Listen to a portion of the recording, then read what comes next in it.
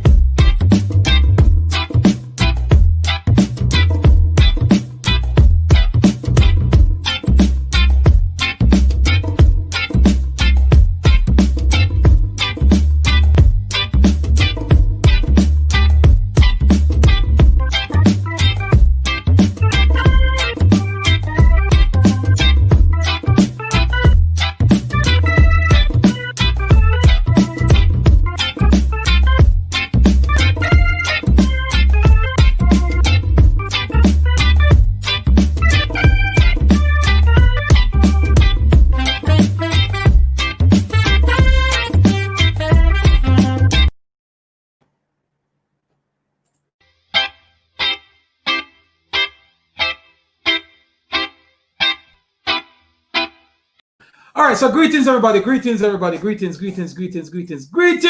and peace. Profound, positive vibrations and positive sounds. So, as it has been announced, we are expected to be joined in very short order by Minister Monteque. Now, welcome everybody. Welcome. Now, here's a little bit of technical difficulty that we stumbled on a while ago. So, I think from Minister Monteque's office, the link that has been sent to you is only for you. So, a lot of people have been clicking that link. Don't click that link, because that link is not for you. That link is for the minister and our guests. So greetings, everybody. Greetings. Welcome. So that link that you're clicking to come into the studio, don't click it, because that link is not for you. That link is exclusively for Minister Monteque and Miss Tova Hamilton. Yeah, so what go on? We are back live in living colors.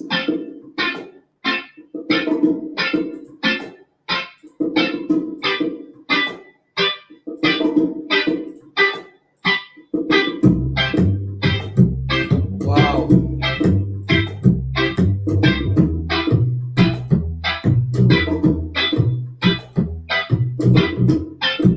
Shanique, you need to unclick.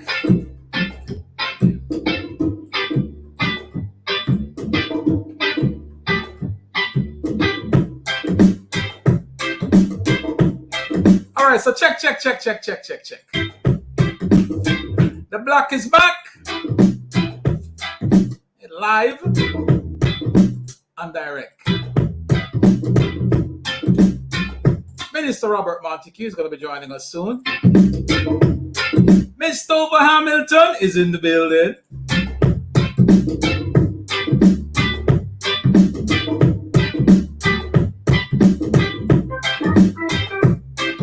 Just when you think you got it all locked, right?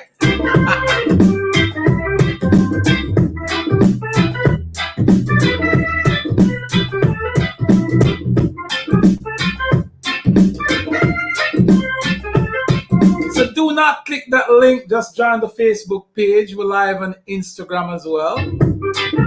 Chopping Block TV. Chopper John TV is live on Instagram, right?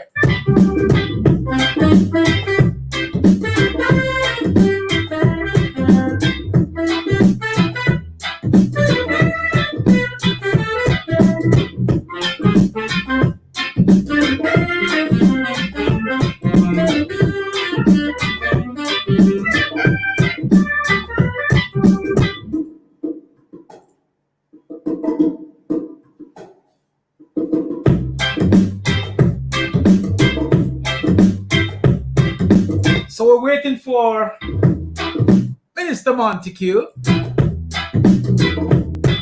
You know, we got Tova Hamilton. She's in the building. She's backstage, snipping a glass of wine, having some crackers and cheese. I see you, Miss Hamilton. The chopping block is back.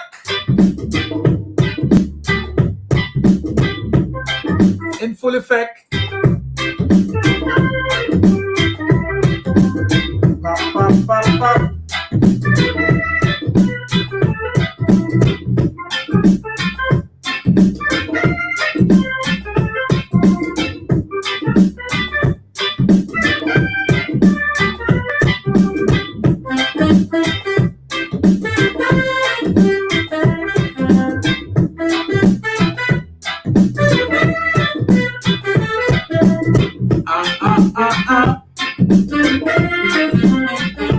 I see lots of North Trelawney people coming in.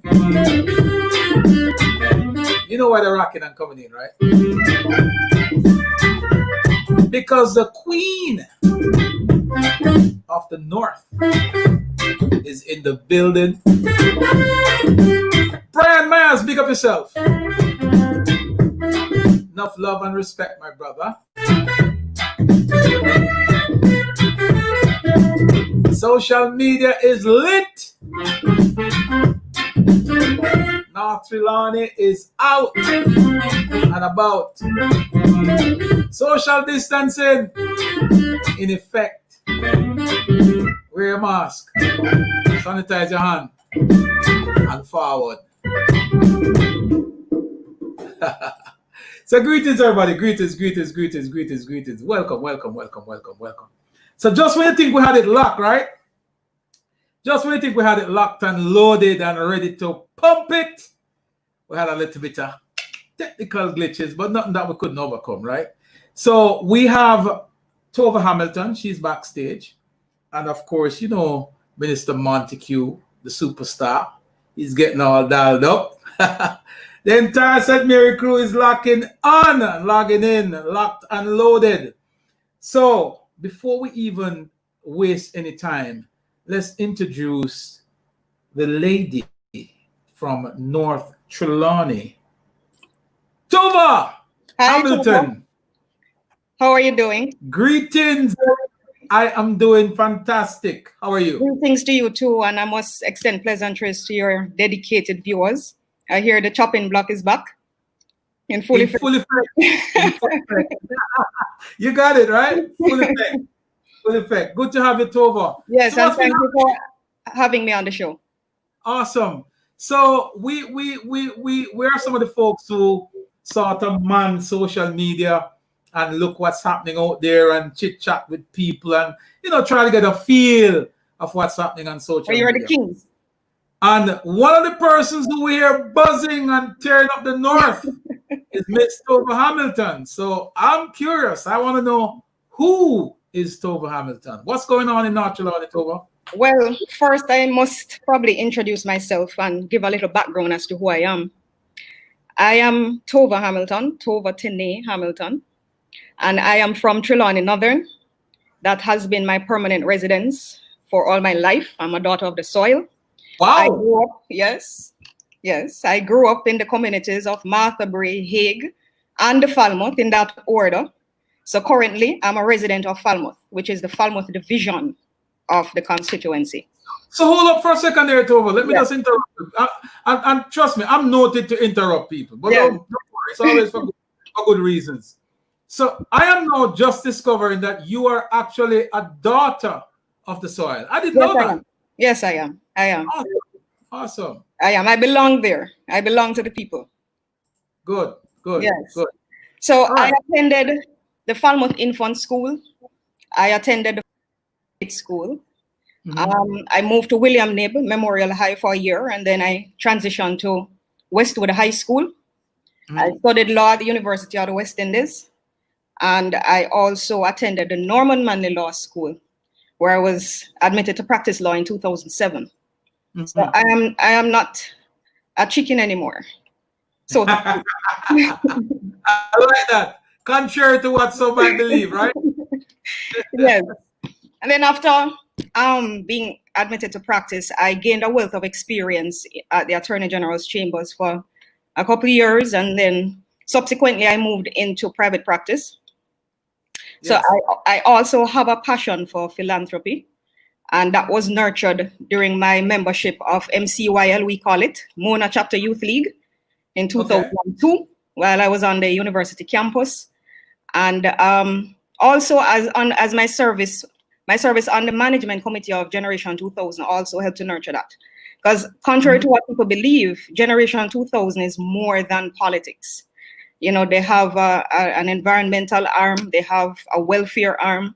And so a lot of people are attracted to that organization based on their area of interest. So my area of interest was philanthropy. So that simply means when we see you down in North Carolina doing the philanthropist work, this is not just by accident. No, it is not. It is not at all. Awesome. So tell us a little bit about what really drew you to politics. I mean, how did the politics came into all that stuff? Aside with a reason. Because entering the political arena was not an easy decision. To be honest, right. I never aspired to enter representational politics. Very early during my years in the behind the scenes activism through G2K, I came to the realization that politics is a blood sport that requires sheer guts, determination, tenacity, and resilience. And it is not for the faint of heart, it is not for the thin-skinned, it is not for the self-righteous, and it is not for the pretentious. So because of my philanthropic activities, I regularly get to see firsthand the struggles of the people. Yes. I get phone calls, I get the WhatsApp messages, I get the Facebook messages. And what I find is that our people are in need of attention. They're actually crying out for help. I am aware that I can't save the world, but I believe in making a difference in at least one person's life, you know, and I think that truly matters.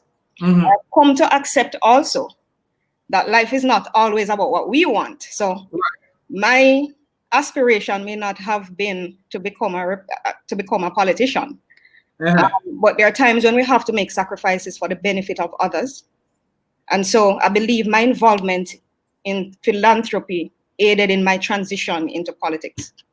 And you know, one of the things I'd add to that, Tova, is that politics, if you're a philanthropist, if you're enthused about helping people, yes, I believe politics is the best vehicle that can reach the most persons if you're a person who truly wants to help. I agree. And what I must add to that is that politics is not about self. Not at all. It is about advancing human welfare. Right. And I think the minute we decide to insert self into the service we provide to people is the minute we become lost. Right. Right. So we see on the ground, Yes. with a lot of, as you just stated a while ago, a lot of philanthropist work. You're doing, you're helping out a lot of persons. You're building homes. You're fixing, you're changing lives in North Trelawney. Now you must have heard the numerous amount of time that seat had been contested by others representing the Jamaica Labour Party, and they have all came up a little bit short. Why you think that you now can deliver the goods? All right. So usually I'm a woman of few words because I believe that action should speak. Yes. But it doesn't mean that I don't have opinion on issues or that I'm not action oriented. I try to be very strategic in my efforts, and I believe that timing is important. My team and I have been finalizing our structure and organization, which I think is key to success. But apart from that, I believe I have brought a certain vision into the space, a level of activity that has been unmatched for more than 30 years. And we're involved in all quarters of the constituency. We are everywhere. We try to be involved in everything, or as much as we can. Right. Outside of that, I think I relate well to the people I come across. I have lots more to meet, and I welcome that. But so far, I have the persons who I've related to. I think they are very excited to be a part of whatever comes next. And I think we're gaining support on a daily basis of persons who just want to see a change. And I believe our actions will speak volumes. And I believe that change is coming. I personally admire the way you've dealt with the politics in there so far. When I was doing a little bit of research before we start this program, so I'm trying to find excerpts from Tova Hamilton and what's happening. I can't find anything because you've remained. Yes. And you just outlined that strategically below the radar, doing what you do. And that to me is perhaps one of the greatest political moves I've seen from in a long while. Circumstances have to dictate that, but we work with what we're given. Right. Yes. Right. No, your opponent, and I don't even know if you have one now, based on what we're hearing.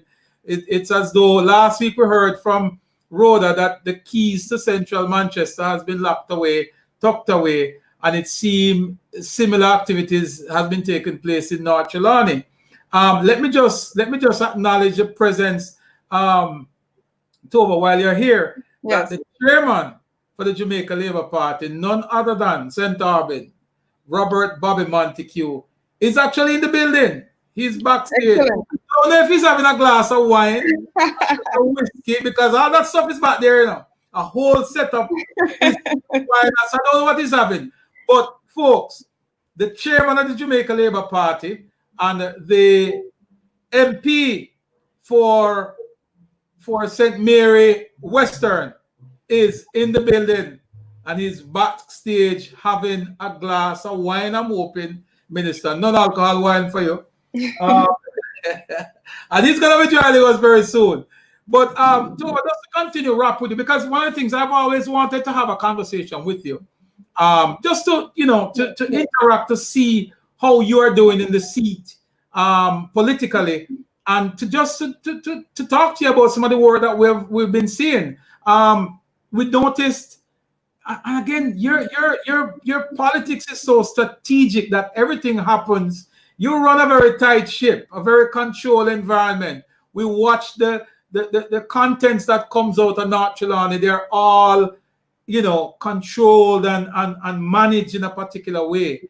And that to me is like I said to you before, is very admirable, because for a new candidate to come with that level of organization.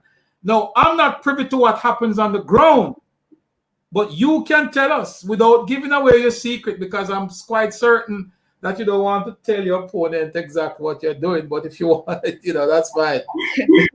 I will try to explain to you how we feel on the ground, because I have to insert myself in it, because I'm a part of the constituency. I'm a constituent first. We have been left to our own devices somewhat. No one has really stepped up to the plate for us and shown up in a real way for a very long time. And you know that where there is no vision, people will often perish, and this rings true for us. So I find that a lot our people have been left to wander aimlessly because there's no long-term plan, there is no vision, or maybe I should put it another way. Yes. None has been communicated to us up to today, which is what, June 7, 2020? We have not had a vision communicated to us, and we have not had a vision communicated to us pretty much for the last 31 years. So a lot of us are frustrated, we're despondent, and we feel quite dejected with the system. And I think there is a general sense of loss of hope. And it cuts right across the board. So both political parties, they feel the same in terms of their support. And I believe that is justified because a lot of us do not understand how the system really works. And we are normally fed a lot of mumbo jumbo, of course, for political expediency. Right. But I think it's Abraham Lincoln who has a saying, you can fool all the people some of the time.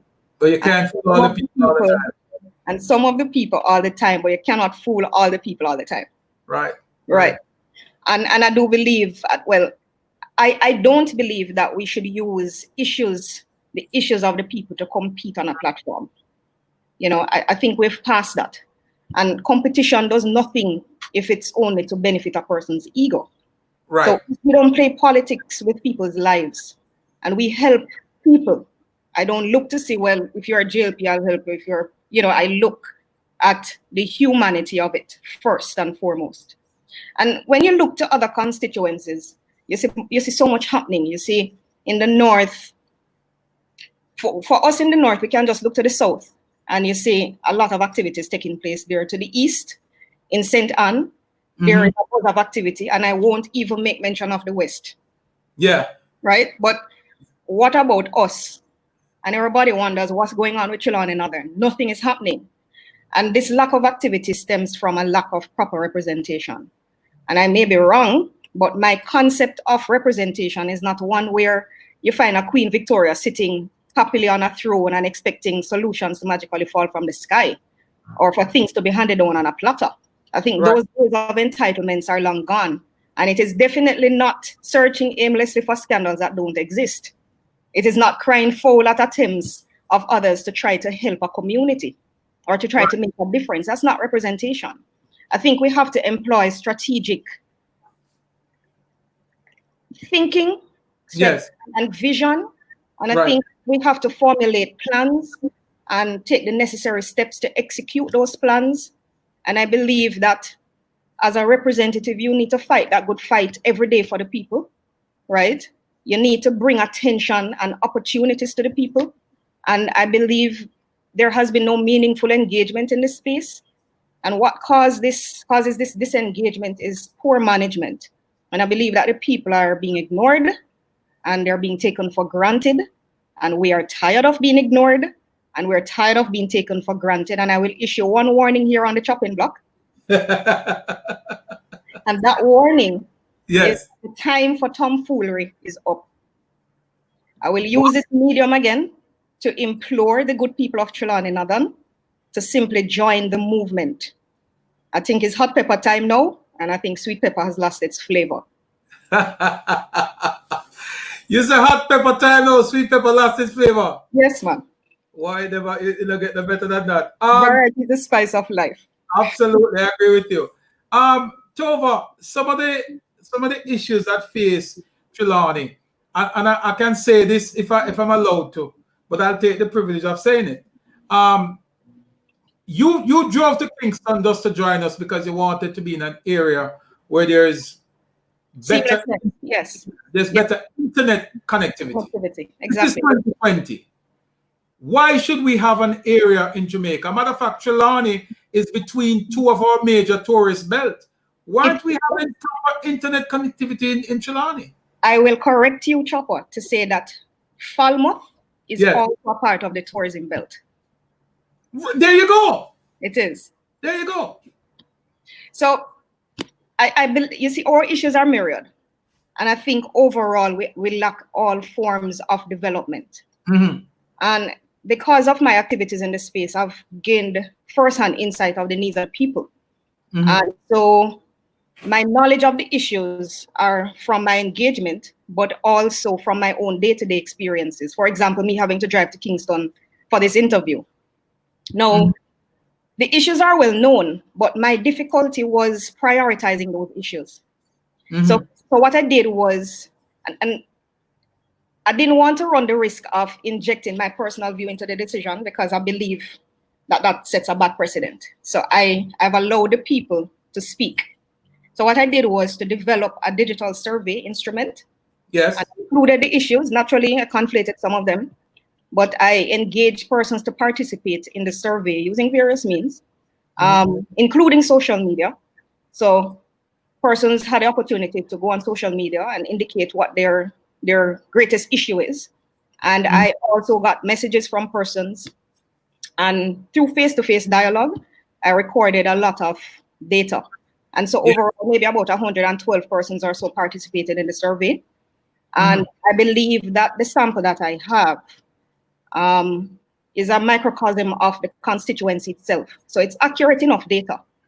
And the result of that survey showed one particular issue eclipsing all others. It gained 78.5% of the responses. And I often hear the Chinese say, the road to development begins with a road. Yes. And if you ponder that statement, it's quite profound, because we lack several of those. Yes. So with the exception of like the new developments that we have, the Stonebrooks and the Florence Hall, Coral Spring, the Hollands, where you know that the roads within those developments will be good, the longest stretch of road that's in good repair in that constituency is the highway that runs through the constituency. Right. From the east in St. Anne border to the west at the St. James border. That's the best stretch of road that we have. If you at any minute decide to venture off of that main road, you're going to find yourself in problems. I will highlight the Falmouth to Greenvale, which has been quite a hot button issue. And I will also highlight the Saltmarsh to Kent Road. And we have others, the Rio Buena to Brampton, for example. And these roads have been particularly troubling for a number of years. They haven't happened overnight. It is because of a lack of maintenance and attention why our constituency is in the condition that it is. And I would challenge anyone, just name a community in Trelawney Northern, and I can almost guarantee that the residents will confirm the existence of poor roads. Right. So for me, roads are the arteries through which an economy pulses. And why I say that is because it links producers or purveyors to market, it links workers to jobs, it links students to school, the sick to hospital. And if we believe the Chinese mantra, it would mean that roads should be vital to development, to any development agenda. Right. So if that premise holds true, based on the state of our roads, the only conclusion I can come to is that Trelawney Northern has had no development agenda for a very long time. Wow. Wow. And it is that serious. So basically what you're saying to us, Tova, is that part of your focus is on the road infrastructure in Northern Trelawney. Priority number one must be roads. I think the people have spoken, and I believe that their word is law. But outside of that, there are other issues, and I will name them. Yes. Community development is an issue. A lot of young people, for example, feel that they're not being engaged. That's another issue. We have an issue with garbage collection, to be honest. At least 40% of the people believe that. Education is also another issue. Employment is another issue. We lack street lights, basic street lights. Basic street lights? In 2020, we lack basic street lights in some communities. So by the time 6 o'clock comes, you say you have to get home because you cannot be on the streets. It is not safe. Water and broadband services, I think that those two issues were tied. And here I am in Kingston doing this interview with you. There is a lack of MSME support. Indigent housing is another issue, and agriculture. Those are the issues. And I've given them to you in the priority with which the people determine that they should do. And I visited Trelawney recently, and one thing I can tell you, your farmers are energized and bubbling. So for you to put road as one of your priorities, I think that's going to give you a lot of support in the area. And what is so unique, Tova, is that this is not even so much about the politics of it. No. You are from the area, so you have an interest. What you're doing is to benefit the people who you grew up with. Human development. Right, is to give back to where you're from. And Yes. that to me is key. When you can find somebody who is capable of getting involved in politics for those particular reasons, then you basically you hit the right note. And just to add, I am from the constituency. I have family there. So when I say my family, I really mean my family. I have family members in almost every community you can think of down there. It's not just a political rhetoric, eh? It is not. All right, well, folks, there you have it. We're speaking with Tova Hamilton. She is the constituency caretaker for Northern Trelawney. And what a lot of persons would like to say and keep saying is that she's going to be the next member of parliament. I tend to agree. I can't fight it. So we're going to pay the bills and come right back. And when we come back, Miss Hamilton, we're going to look at how COVID-19 has affected the constituency. I know you had ships docking there, letting off thousands or hundreds of persons, and how that affects the constituency. While you're at it, the national identification system, if we had that, perhaps Northern Trelawney would have been green already. Yo, you hear about the one ID thing there? Yeah, dog, but I'm not too sure about that, you know. Because I'm not getting no DNA, that too personal. DNA? Foolish that, man, not no go, sir. But are you so sure about that? Check it out myself. You don't need no DNA and no bank information to deal with it. Well, I've got to check out that for myself. Real thing, man. Now when they want to go look alone, I have your ID, the bank deal with the thing little quicker, you see it? That sounds good. One ID, tell me more. Secure your future and know your facts. Go to www.nidsfacts.com. National identification coming soon. Yo, you hear about the one ID thing there? Yeah, dog, but I'm not too sure about that, you know. Because I'm not getting no DNA, that too personal. DNA? Foolish that, man, not no go, sir. But are you so sure about that? Check it out myself. You don't need no DNA and no bank information to deal with it. Well, I've got to check out that for myself. Real thing, man. Now when they want to go look alone, I have your ID, the bank deal with the thing little quicker, you see it? That sounds good. One ID, tell me more. Secure your future and know your facts. Go to www.nidsfacts.com. National identification coming soon. Yeah, man, they said you must get your one ID, and that will secure your future. National identification system. They say it's coming soon, Tova. I'm excited to get mine. Absolutely, because you would have seen some of the, and I wouldn't say chaos, but some of the problems and issues we had during the issuing of the government benefits to persons, how difficult it was because we didn't have a central identification system. So let's talk about COVID-19, COVID-15, lots of COVID we have to talk about. But let's talk COVID-19 first. Because I'm only interested in COVID-19. You're not going to leave here until you tell us what you know about COVID-15, because COVID-15 is just as dangerous as COVID-19. So COVID-19, the coronavirus came. Trelawney was a focal point at some stage because that's where the cruise ships came in to dock to let off persons who were at sea. How did that affect? How did coronavirus in general affected your constituency? Well, just like any other constituency, I would imagine that it has been rough. What I must say is that the people understand the measures that the government took to protect lives, and I think they understand the sacrifices that had to be made. They have been holding strain. It's not been easy, and I'm very proud of how they have responded and continue to respond to the measures. Mm-hmm. Where I could, I made my own contributions by way of food, sanitizers, masks, potable water. I must add that the water issue is a serious issue. And I found in the constituency where my opponents were selecting who they gave water to in communities. I mean, it is just ridiculous. Oh, you mean persons were being selected based on what? Based on their political affiliation. So you had to show whether you're of one political. So when you go into communities, you know who is who generally in some areas. And I got this information from phone calls that people made to me, saying to me that, the water truck came and it passed them because they're saying that they can't get water. The water is not for them, it is for Tom Stroke.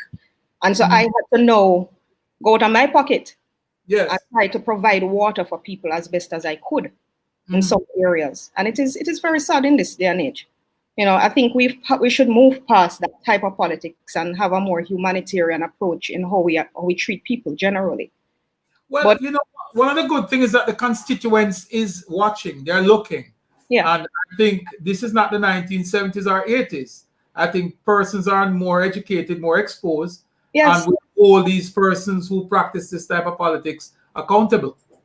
Well, I agree, and I do hope that is the case. But I must also go further and mention the fact that we don't have infinite levels of resources. Right. I don't, and I'm sure the government doesn't either. And so I am hoping that we will come to some semblance of normalcy soon, because we cannot continue the way we are. Right. People are suffering. I mean, around 3 weeks ago, I executed a farmer's market in the constituency. And it left me very worried for the future of our food security. And why I say that is because when I thought that food was available in Trelawney to feed our people, there was none. Wow. I had to go to St. Elizabeth, Westmoreland, Clarendon, Manchester to get food. And then all of that cost had to be subsidized. So people don't even understand some of the things that happen behind the scenes to get food to them. But I'm not going to be euphemistic. I'm going to say that if we don't do something quickly, we're going to starve. Well, it's a good way to segue into the fact that the government has made some announcement of reopening. They've instituted a managed return policy where persons are returning in a controlled environment. How do you feel about that? No, man, I'm all for that. And I brought that up because I've heard the narrative also from persons who are advocating that the border should remain closed. Now, I am sure that in a few weeks, if it is that these same persons can't find food, they'll be the same ones rioting. So we have to be careful as to what we ask for. And I believe that balance that the PM speaks about is very important. Lives against livelihoods. So, because the truth is, Tova, we have a few minutes to go because, we're going to have Minister Monteque on. The minister, yes. But if we were to keep the country closed for another month or two, like is being proposed by the opposition, how would your constituency survive? We couldn't, because already there is a shortage of food and the farmers are not going back to plant unless they have some kind of surety as to when the borders will be opened up for them to be able to have a market. They're not going to plant if they have nowhere to sell. And that's the reality. And they cannot farmers generally don't plant for us, Well, I know, because we realized that part of the reason why we had to jump in is they don't plant for us. Right, so right. If their market is not there, they're not going to plant.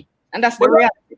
But don't you think, you're coming out of a farming belt, northern Trelawney, bordering with southern Trelawney. You're more on the tourist side, but it's Trelawney on a whole. Don't you believe that we should probably start gearing our people to consuming more local stuff? Because what happened the other day kind of show us up a little bit, eh?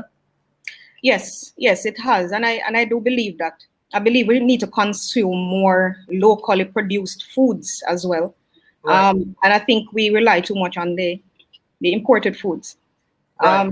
I think if we eat our foods, our local foods, then of course that, it will help to drive the economy. We can't go wrong with that. And of course, our food, we know where it's coming from. It's fresh. Right. There you go. Can't beat that. And everybody's doing organic now, so it doesn't get better than when you have local. That is the buzzword. And we have it right in our backyard. So we need to drive. Yes. Northern Trelawney is in the building. We see a lot of persons coming through. I don't know if you can see the comments, Tova. If anybody has a few questions for her, we just have about 5 more minutes and then we're going to wrap. So if anybody, I see Rhoda is in the building. Hi Rhoda, how are you? Yes, I see her as well. Hi, Rhoda.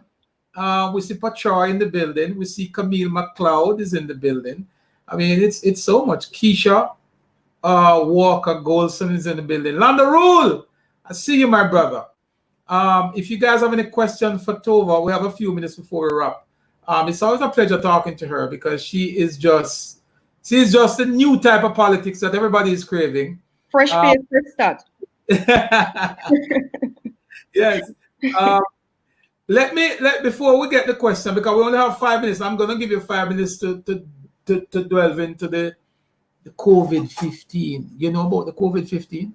So, Chopper, I tend to stay away from those things because I don't want to be sidetracked. I don't want to be distracted. I want to focus on the people as best as I can. COVID-15's issues will resolve themselves.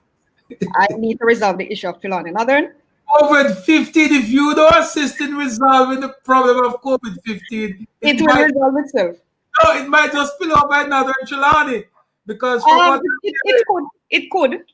But I hear your opponent is a part of COVID, what, 13? Well, I don't know. I don't know. I don't want to make a point of duty to discuss my opponent because I'm not here to give free PR.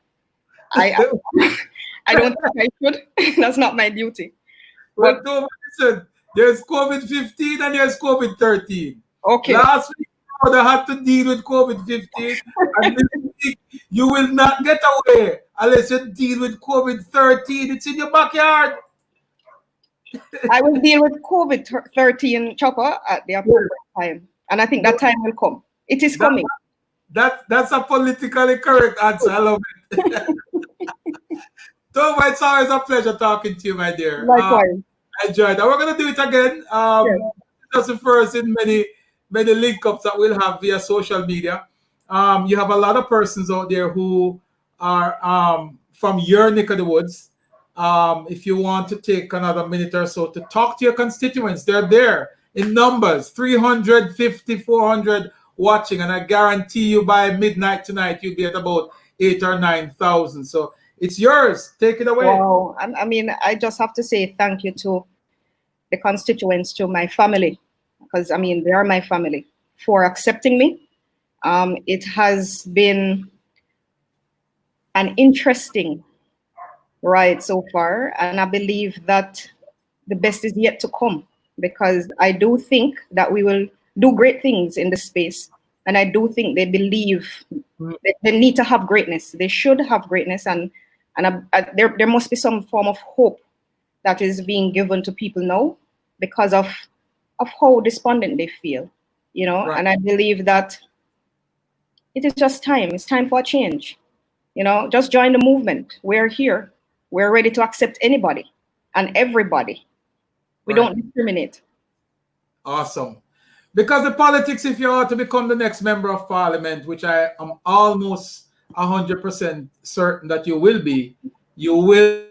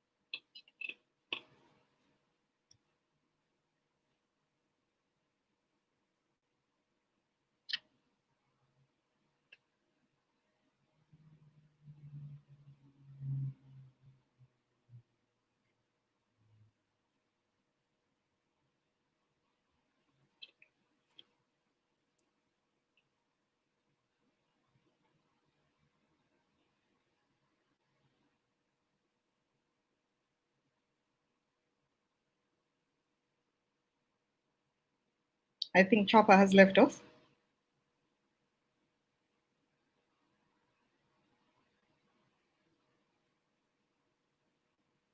Okay, so Chopper has left us. So maybe I should take over the chopping block. Are there any questions that anybody would like to ask me?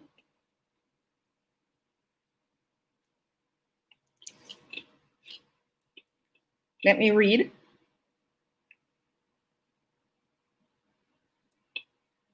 Bless up, Sheldon. I see you.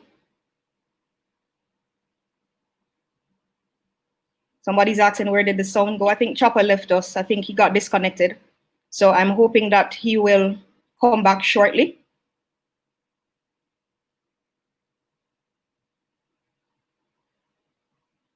So it would appear as though I left Trelawney to get proper internet service, but Chopper seemed to have been a victim. What are my plans for youth employment? Well, to be honest, if you were listening earlier, you would have heard that one of the issues that I have in the space is education. And so I think it is important for our young people to become skilled, trained, so that they can make use of opportunities that will come. Because from the development that we intend to bring to the space, I would love for our people to have the priority in getting those jobs. But they cannot compete if they are not properly qualified. How is the organization going so far? It's been up and down. It is not an easy road, I must say, especially for a female. But we are holding strain. We are doing what we can, and we will do what it takes to be successful. We are getting organized. We are finalizing and fine-tuning what we need to do to get on track.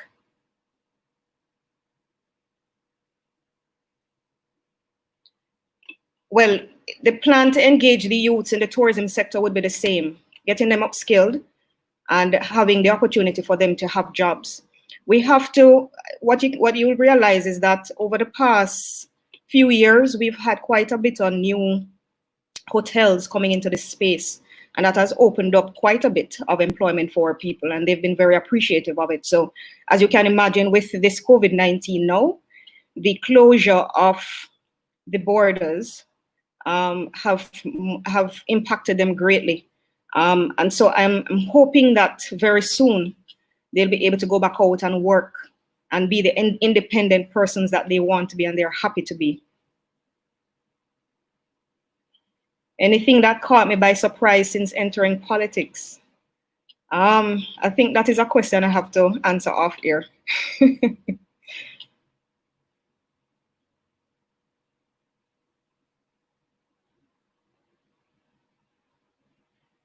Do you have any way? Persons who would like to support can reach out to me on my social media spaces. I have Tova Hamilton, my page, and I think it's Tova Tene for Instagram. You can always reach out to me, I respond, and we'll find ways for overseas persons to participate. But what I would implore overseas persons to do is, if you have members or family members within the constituency, just reach out to them and encourage them to join the movement. We are creating a movement, and I believe at some point we'll gain critical mass, and critical mass is what we need to get over the top. The community of Brampton, the road is bad, make it first on your list. Well, maybe when we reach to that stage and we're doing road improvements, I will do a survey again to determine the priority. Well, farming, what does my constituency offer in the agriculture sector? We do peppers, we do kale, we do spinach. We have a variety of foods. People would be surprised. We do have a booming agriculture sector. Do I have any female mentors that I look up to in the JLP? Well, I'll use this opportunity to mention Mrs. Shahini Robinson. It has been a very sad time for us. It has been a sad time for me. Mrs. Robinson was one of those females who genuinely looked out for the young people. And she encouraged us. And to be honest, entering the Trelawney Northern space, it is a very difficult seat to overcome. But she was happy that I was willing to take up that challenge, because I believe she likes when women take up challenges, because nothing is impossible.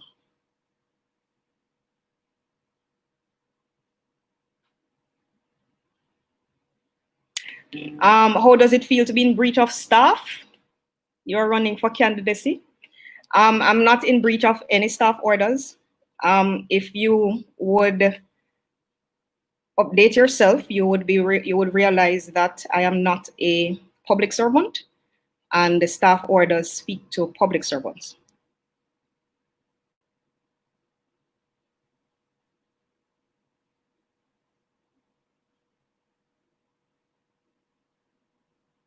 All right. I think I probably need to close this link so Chopper can start another link. So I will bid you all farewell and thank you for having me. And I hope to speak to you guys again. Take care, everybody.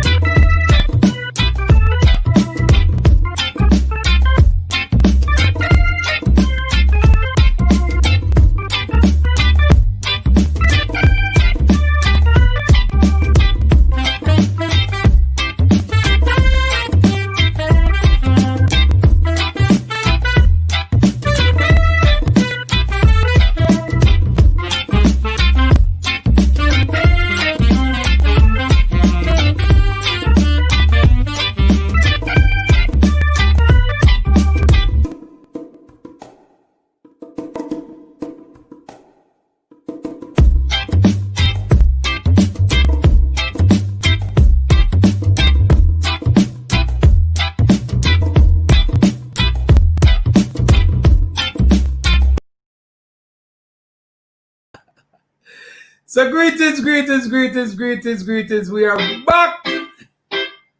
We are back. And we are back in full effect.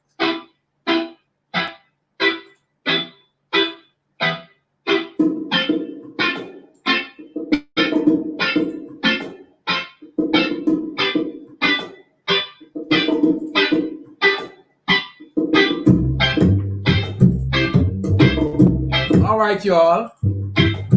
Welcome back. We are back in full effect.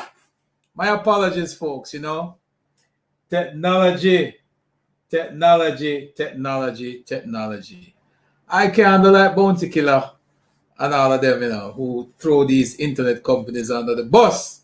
So we just blame it on technology. We had a breaking transmission from my end. Thanks to Tova Hamilton. She held it down like a real trooper. But we still have Minister Monteque in the house, and that's why we have to tell you now. You see, when it comes to loyalty and dedication, find them on the street dime a dozen.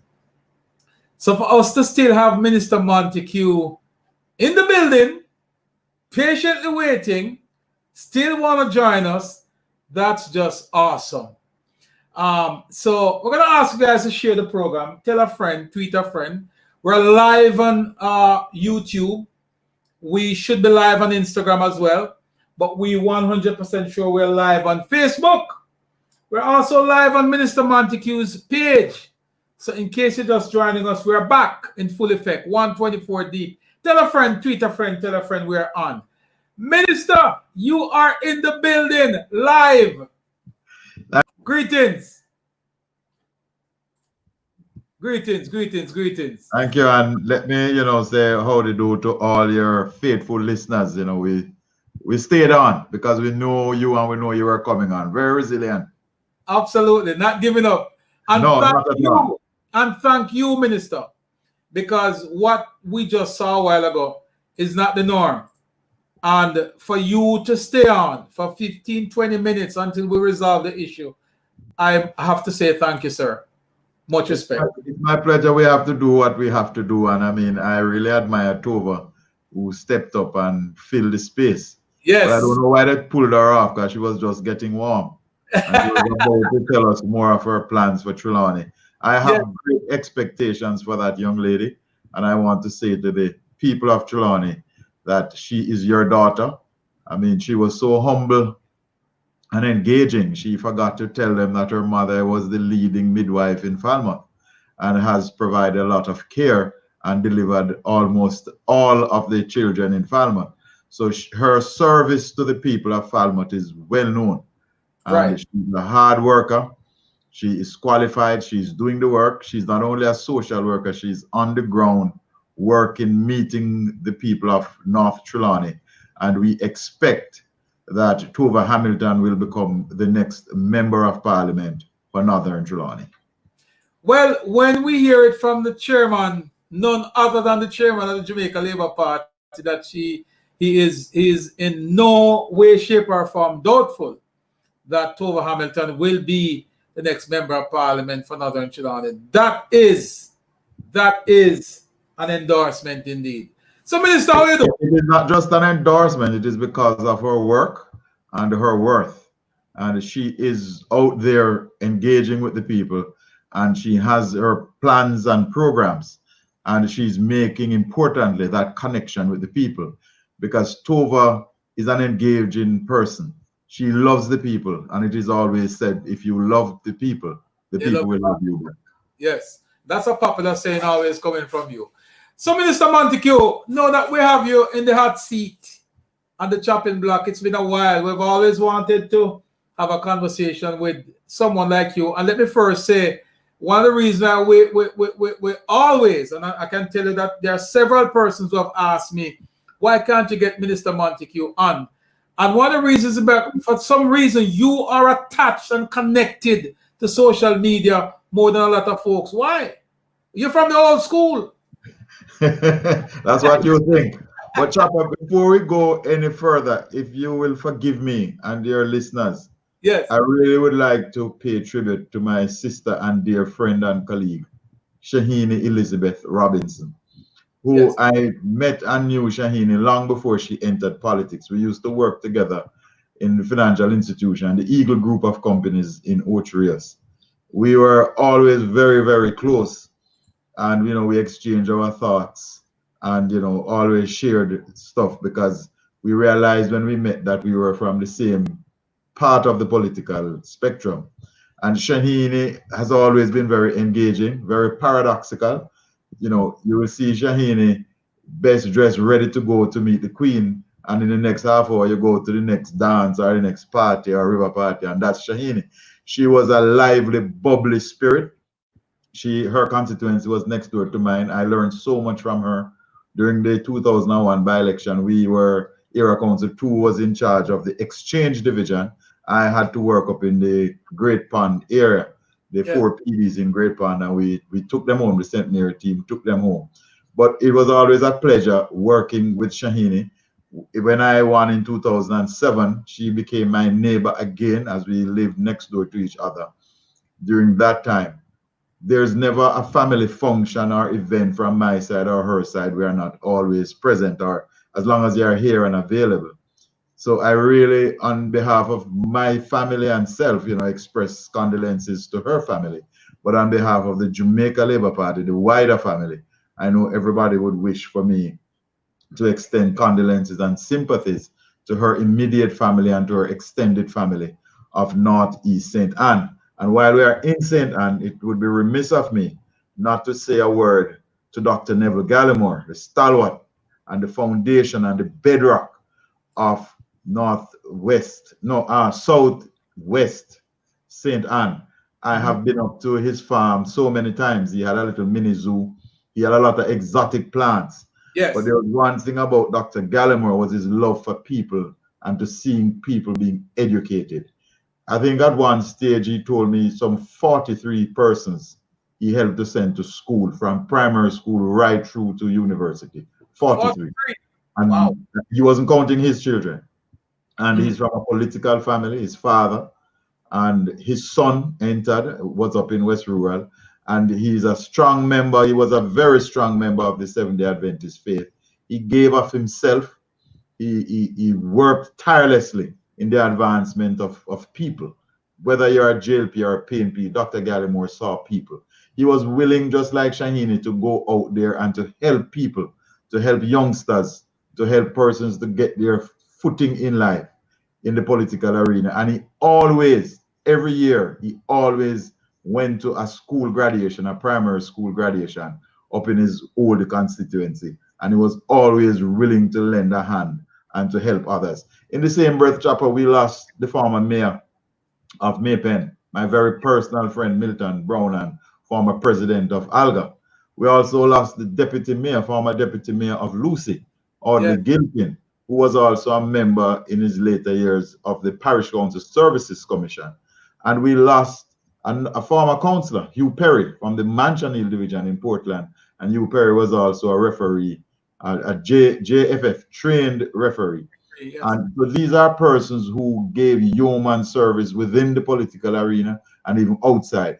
I mean, when I went to college up in Portland, Hugh Perry was one of those who sought me out because he was a contemporary of my father, and offered guidance over his home to me, so that I had a home in Portland.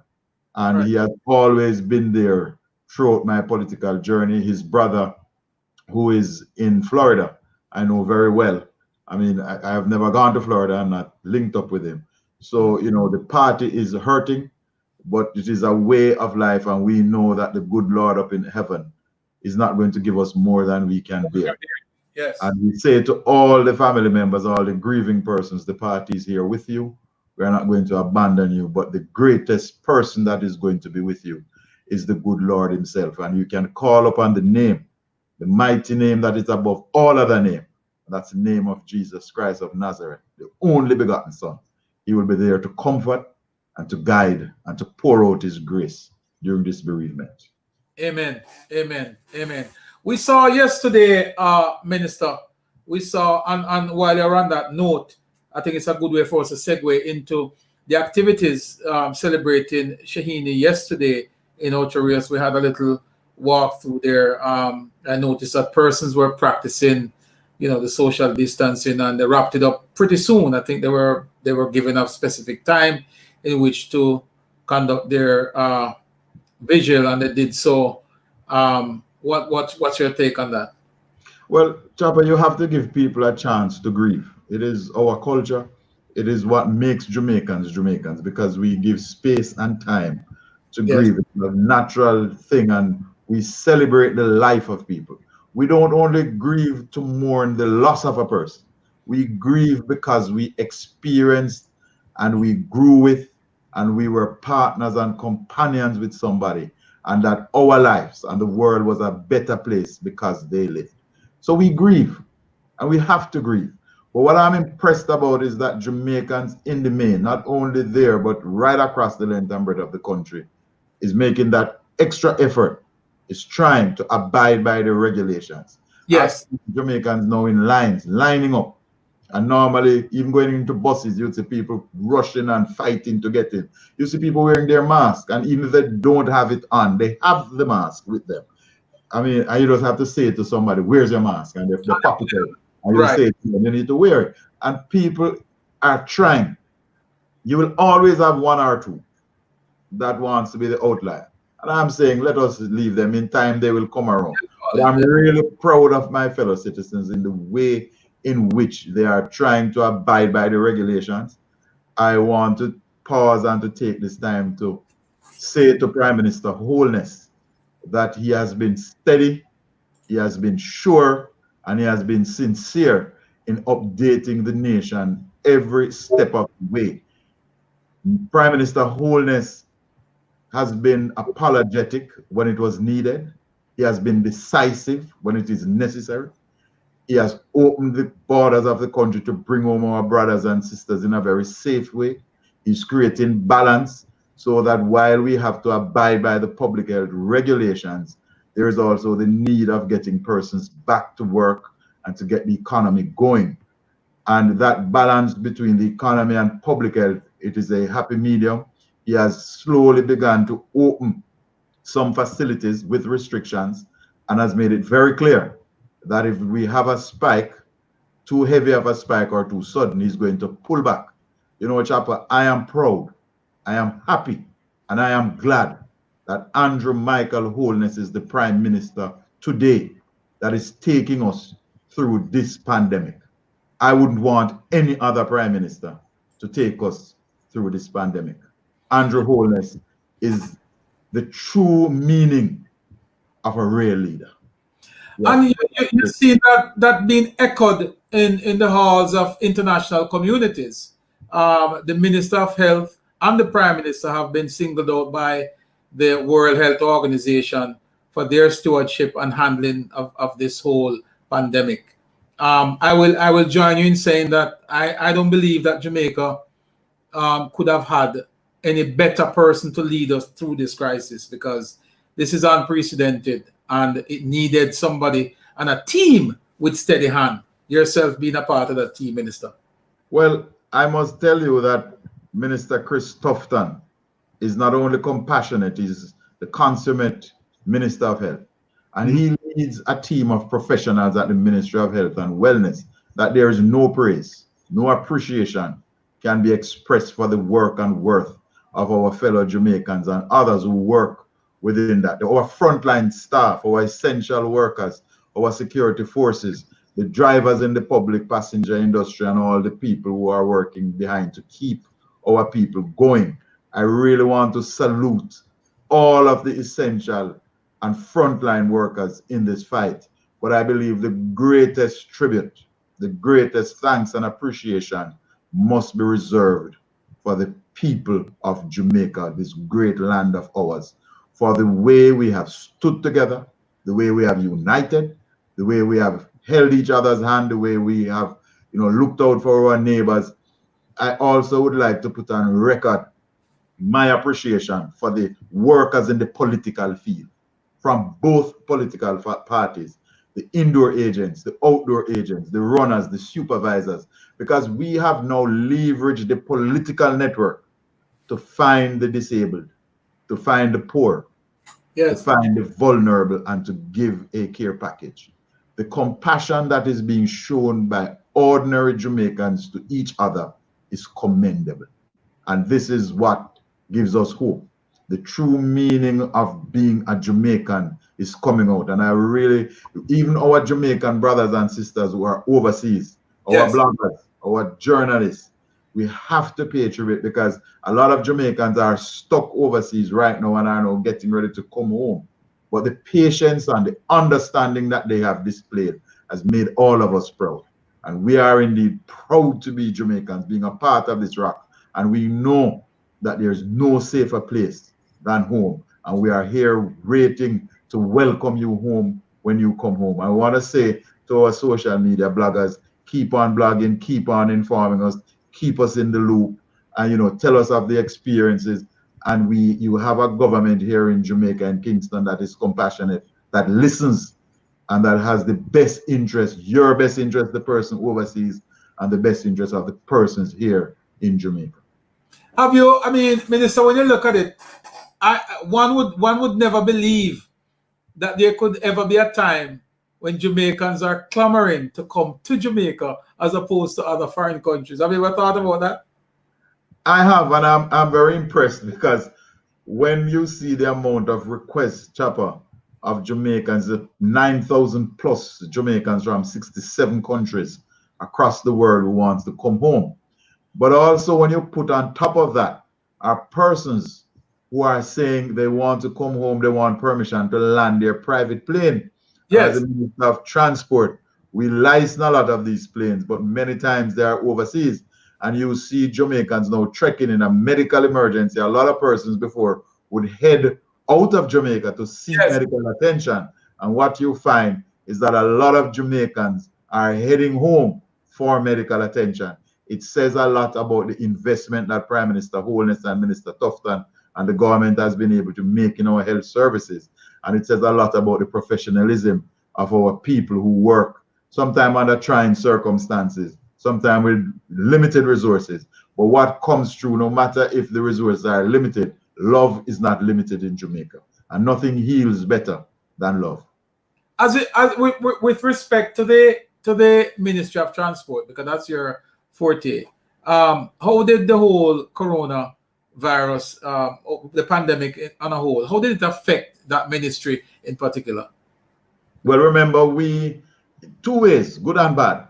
On the mining side, because I'm Minister of Transport and Mining, you find that right now mining is the #1 earner of foreign exchange. Because tourism is gone, remittances are gone, so mining is there, and our mining operations are still going. I hope you're hearing me. My picture is gone. Yes, I'm hearing you. Yes. So mining is now the #1 earner of foreign exchange in Jamaica. You heard that? You heard that first time on the block. I don't think anybody knew that at this point. And you just say it again, Minister. You saying that mining is #1. It's #1. And we not only mine bauxite, but there's limestone, and we are doing semi-precious stones. Because when you go into our rivers, you see a lot of them, and we have a budding jewelry making industry coming along with the semi-precious stones. We also have, last year, we issued some 40 prospecting licenses in Jamaica. Of that 40, Chopper, and dear listeners, I want to impress you now. Of that 40, 33 were to a Jamaican owned and operated company, Geophysics. Wow. And if ever gold, diamond, zinc, copper, tin is going to be found in Jamaica in commercial quantities, it is that company that is going to find it. What I am impressed is that the way in which they have done their mining, the respect for the land, the respect for the environment, and they started off by doing a chemical analysis of the rivers, and based on what they found, they went upstream and did more, and then they narrowed down where they were getting, traces from. Then they did a flyover, then they did a beta ray survey, and they were able to hand to the government a map showing where water is underground. So even before they did their thing, they were engaging the government to say, look, Jamaica's underground resources, these are aquifers, these are bodies of water that they have picked up underground, so that it is going to help us as a nation. Then they went ahead and they employed some 30 university students from the University of the West Indies geology department to begin to train them. They hand over their data, and we are working with them, and the principal of that company is one Robert Stewart. And a lot of persons know him as Bobby Stewart. Sometimes he's on social media. He likes to send out infomercials of about 5 minutes, you know, giving his opinion on topics. He has about 2 out on COVID-19. He is also the son, I think the first son of Butch Stewart, but he's not in the tourism business. He's in the mining business. On the transportation side, we have been affected. As you realize, at one stage we had to say to taxi operators, you can carry one less than what you're licensed to carry. And for buses, you cannot carry any standing. We have moved to institute a program of sanitation within the Mobile Metro and the JUTC, where we sanitize the buses, we sanitize the bus stops and the terminals, and we also sanitize the high touch area. We have installed hand sanitizer dispensers on our buses. We have a prototype of doing some cages for the drivers. We have also removed we have blocked off the first 2 rows behind the driver, and we have issued protection, facial protection for our drivers. And we have a policy that nobody will drive on our buses if they don't have facial covering. We have engaged the taxi services. We have partnered with mint cleaners to do a series of sanitization of taxis, private taxis, across a number of communities. We have not finished. We still have Maypen to go. We have other things. We have given out hand sanitizers to a number of taxi associations. Well, as a matter of fact, we gave to all route taxi association. I myself participated in symbolically handing out to a number of taxi operators. Even in my constituency, from the constituency side, we have a program of sanitization where we go into communities every day to sanitize the taxis and the buses, to give people that measure of assurance that we are concerned about their health. It has affected us at the Island Traffic Authority, where we had to suspend the issuance of driver's license. We're going to open back on Monday to issue driver's license by appointment. But one of the good things that we had was that when I became minister, I came out with a 16-point plan. And one of that was the to the digitization of the processes at the Transport Authority. And we were just about to close off. And then this pandemic hit. And we were able to, at the Transport Authority, to renew the 72,000 commercial road license and the 35,000 PPV road license online. And that's remarkable. That's remarkable. And that is what you call forward thinking, because that is correct. Persons went into the offices, but they never had to. And we have instituted a program where we have said, if you go into our offices to create a crowd and to break the social distancing law, you go into the office without an appointment, a $10,000 late fee is applicable. If you renew online, it is free of cost. And we have seen persons renewing online. You have your smartphone, you have your tablets, you have your computers, and a lot of the associations have opened their offices to their members to renew online.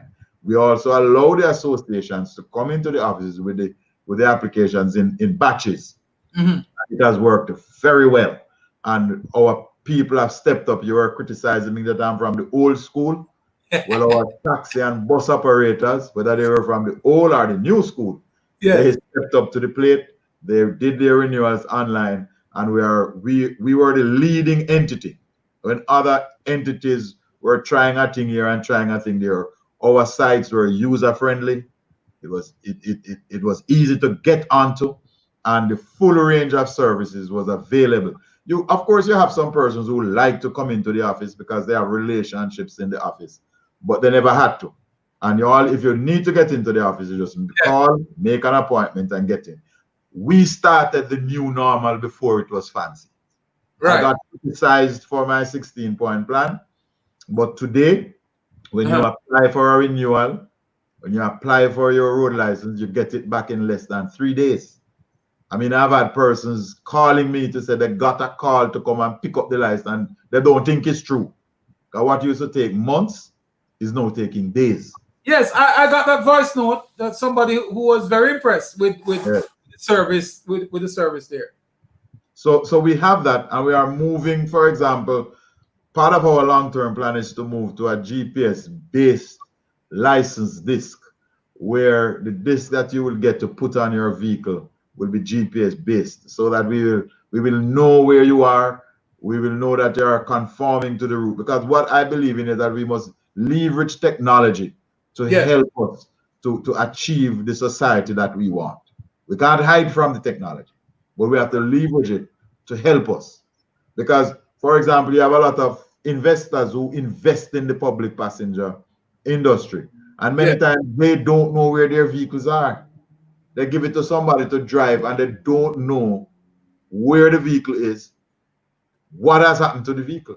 And persons sometimes object that the government wants to know where they are. But let me make a case. A gentleman in Portmore had a taxi, and he sold it.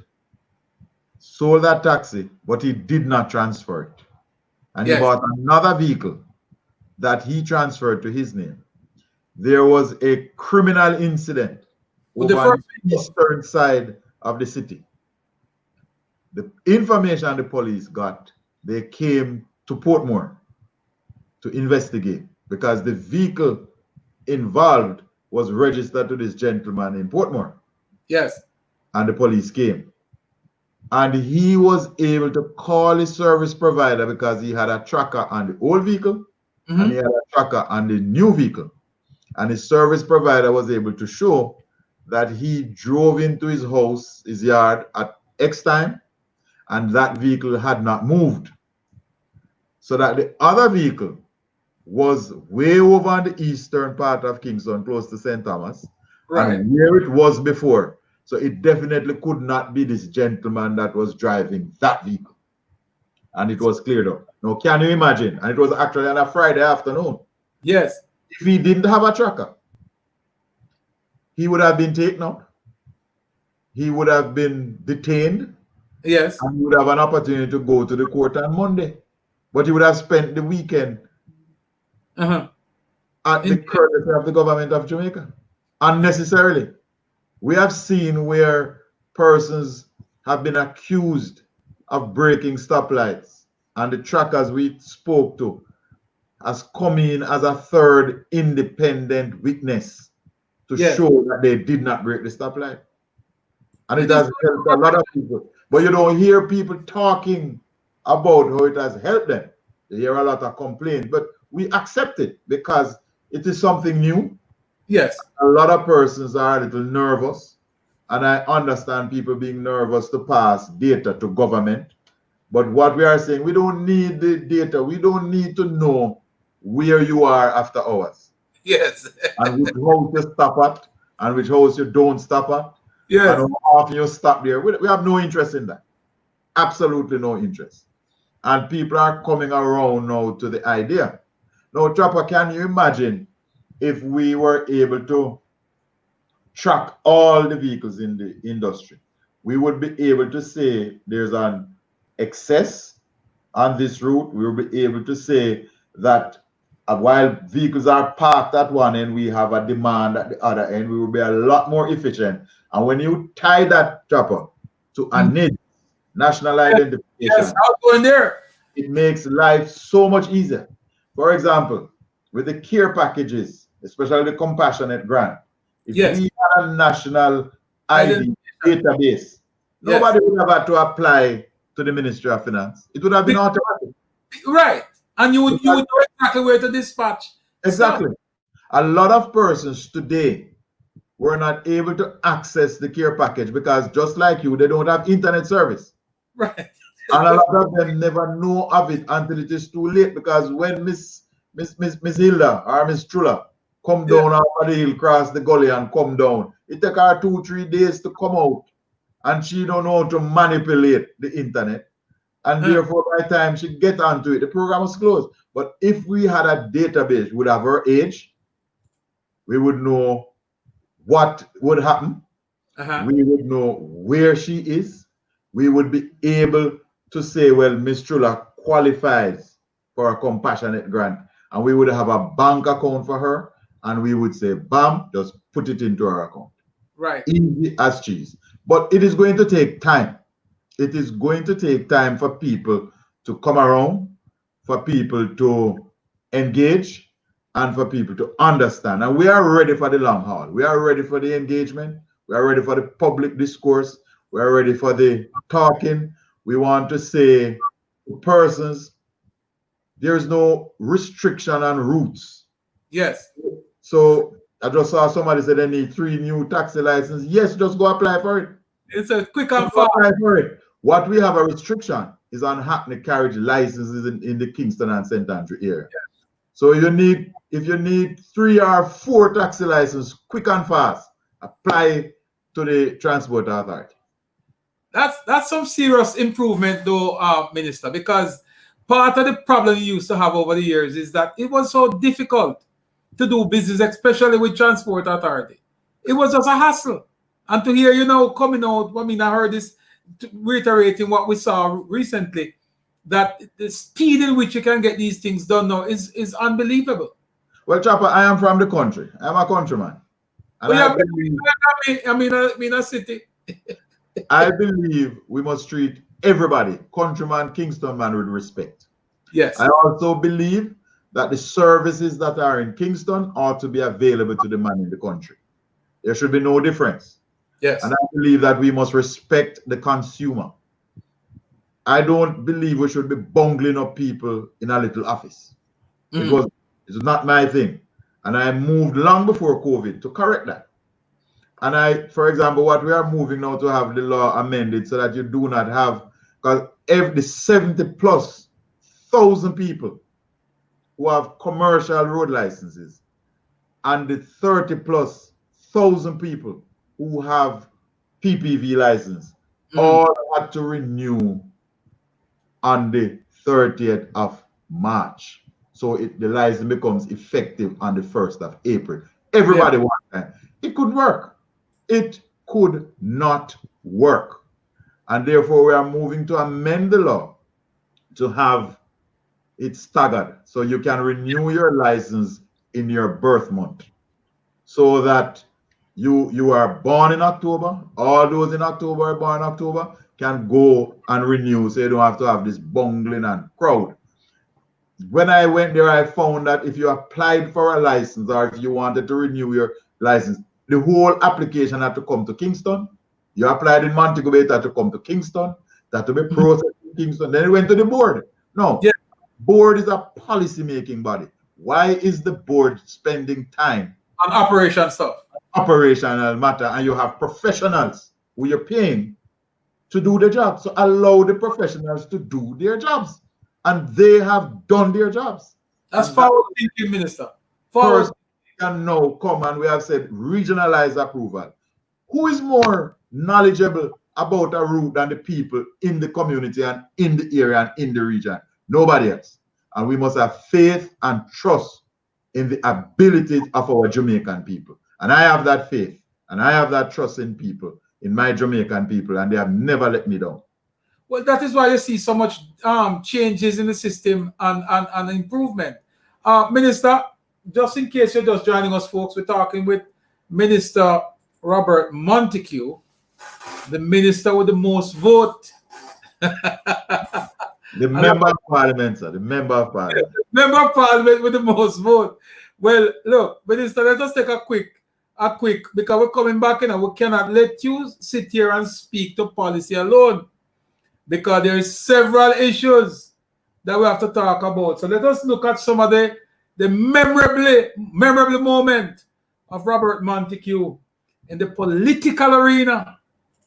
We as a party must reflect on the fact that as the greatest social movement in the Caribbean, We have laid the foundations for prosperity for Jamaica. It is we, the Jamaica Labour Party, that built 126 primary schools to take our children from under trees and put them into classroom. It was the Jamaica Labour Party that built 60 secondary schools in Jamaica. We upgraded and repaired hundreds of others. And it was the Jamaica Labour Party that removed cost sharing and fees from education.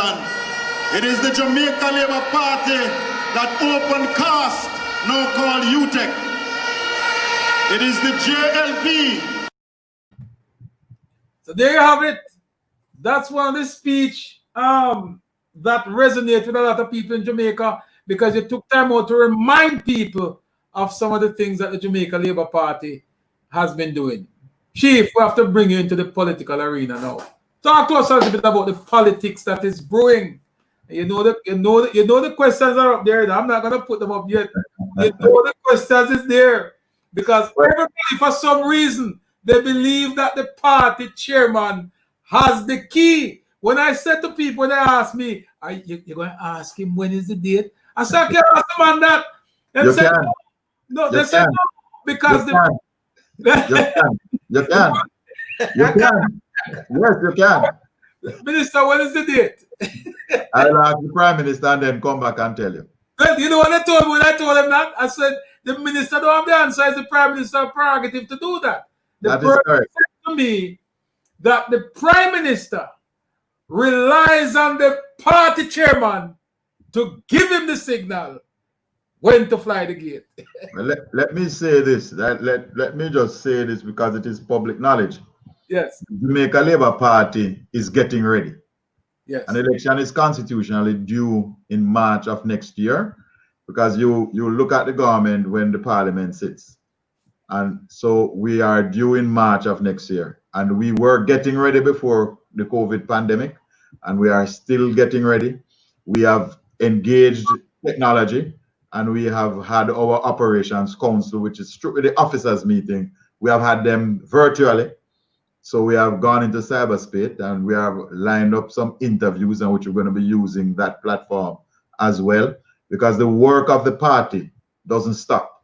We have enough talent that while some are dealing with the pandemic, the political work must continue, because I am from the old school, as you know, and we know that governments cannot win election nor run an election. Absolutely. It is the party that runs an election.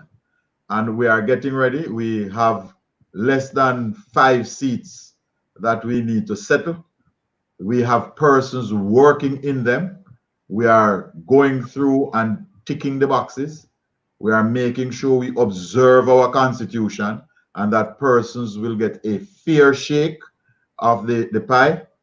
We are not shortcutting the corners. We are not shortchanging anybody. We are allowing the delegates of this great party to help in the final decision of who represents them, because the person represents the delegates of the party in a constituency.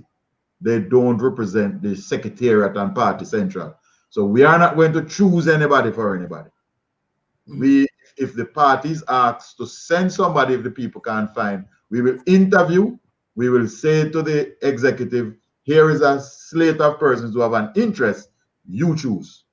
And so we do the background checks. We make sure, there is the criminal background check, the financial background check, and the moral background check, to make sure that when we put a slate of candidates out there, every Labourite is proud of the candidates that we put. So you're not in the business of parachuting persons into seat, as persons like to accuse the secretariat of doing sometimes, about parachuting persons in. No. And that is why you find that persons have said to me, party chairman, why you don't send us, or the party not send us nobody? And my standard response to them, we don't send people. If a person has an interest and indicate to the party that they would like to enter representational politics and would like to enter into a seat, we sit with them, we go through everything, and we find their interest, and we say, okay, based on who you are, your character, and the characters of this seat, there are about 4 or 5 seats that might suit you. Why don't you go and engage the people to see if they would want you? Because I don't want anybody to push anybody on me. So I most certainly won't be pushing anybody on any constituency. And then you have the interview process at Operations Council. Then we have a selection process where the workers, the delegates, the supervisors, and the executive have an opportunity to express themselves. And we have regular audits. Right now, we are getting reports on audits. You have candidates now who are being audited. We are saying to persons, you need to have your machinery oiled and ready, because winning an election is not about who have the biggest meeting and the longest motorcade. It is those who have an indoor agent in every polling station and an outdoor agent and suitable runners and taximen and supervisors. The network that is there is not only about popularity. It is about a person who is committed to do the work.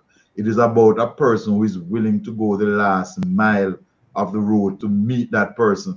And it is one thing I can tell you, Chapa, and all your viewers about the Jamaican people. There is an inbuilt character reader. Where people tell them, my stomach not take him, or me not feel him. The spirit of feel him. Spirit of feel him. Yes. If they don't feel you, they're not going to vote for you. And therefore you have to go out there and you have to engage. And nothing strips away the pretense and the haughtiness and the arrogance than politics. What do you say to a candidate party chairman who has the connection on the ground? The people love this individual. But this person is not a political animal, doesn't understand the politics, but the people love him. Very popular.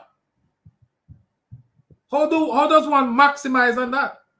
Well, this is where now the party comes in to put an organizer there and to help to bring the talent that is resident in the seat. And this is one of the things with the difference with the JLP and other parties.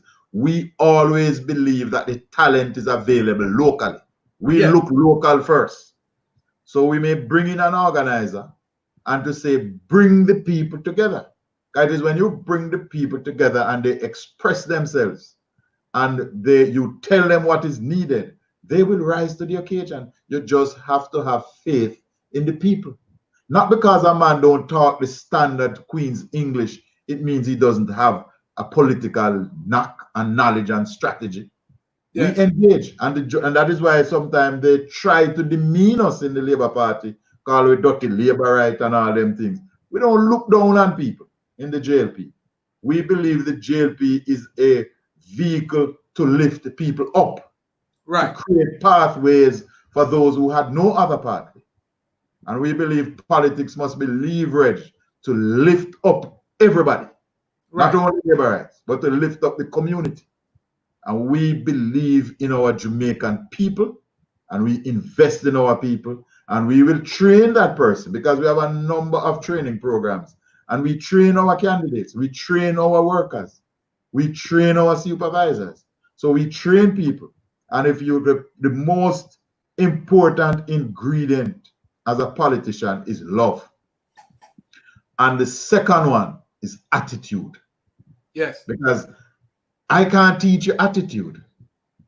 To come do that. You have to come to the table with attitude. Aptitude is a different thing. Different ballgame, yes. But attitude is inbuilt. We can shape everything else, but you have to come to the table with attitude. And if the people love you, we will train you and teach you the others. Because I can't teach the people to love you, and I can't teach you to love people. Right. You have to have it or you don't have it. Right. And if you don't have people love you, we will give it, we will help you with the rest. Yes, yes. Because so love is the greatest thing a politician can have. Yes, and your type of politics, you're coming from an era, and you have transformed. I mean, you lost your election back in 2011. Yes. And I don't know, but you came back with the vim, vigor, and vitality, like Mr. Siaga spoke about, and you double down. And now you came back with the most vote as a member of parliament. What are some of the strategies without giving up, stuff to your opponent? Apart from loving the people, what are some of the strategies that Robert Monteque brings to the table in his constituency that brings out that amount of vote? You said it, Chopper. It's love. When you knock on a person's door and they look you in the eye and they shake your hand and you ask them, you beg them to vote for you, they know if you're genuine or not. You can't fool them. They look straight in your eye and they tell you yes or they tell you no. Yes. And 9 out of 10 times, that is what they're sticking with. Because it's either they feel you or they don't feel you. Because you could talk up a storm if you want to. But that little old lady just sit down and she just cut through everything. Or that child. They just cut through the huff and look at the real character. Yes. And it is either they're going with you or they're not going with you. And I was able to walk and to knock on doors and to engage and to go to funerals and grave digging and to express my love for people, and then people express their love for me. And then, I don't want to go too deep because as a matter of fact, a lot of people don't know, but I'm actually a PhD student at the university. And my thesis is on that, constituency management. And when I did the first draft, the university professors read what I did and they said they have to embargo this work. Yes. Because some of the techniques that I have in there, we came to an agreement that I cannot disclose it because it is too current. And my opponents may get their hands on it and use it as a weapon. But I will say to people, I always say to people, and I say it publicly, get 3 pairs of sneakers. When you walk down the first one, you're just warming up. Yes. When you walk down the second one, you're on the right track. When you walk and lean up the third one, you're just about getting there. The work just starts.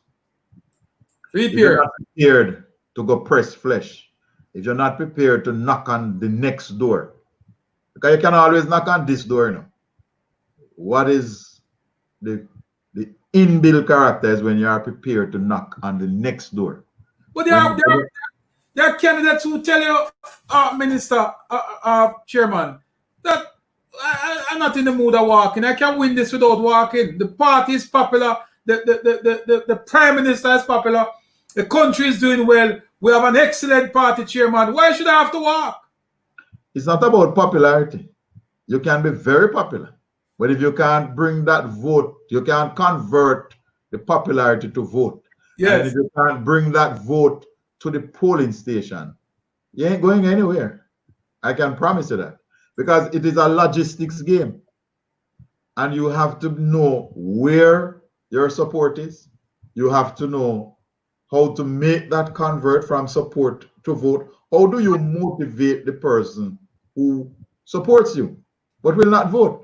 You have a lot of person that will love you and support you, and boy, I wish you well, For example, I'm sure a lot of candidates listening, whether you're JLP and PNP, where people tell you, boy, I love you, Yes. And you're my friend, man, now you go to school, and you're the first thing will come around, but we can't vote for you because we belong to the other side. Yes. So they love you.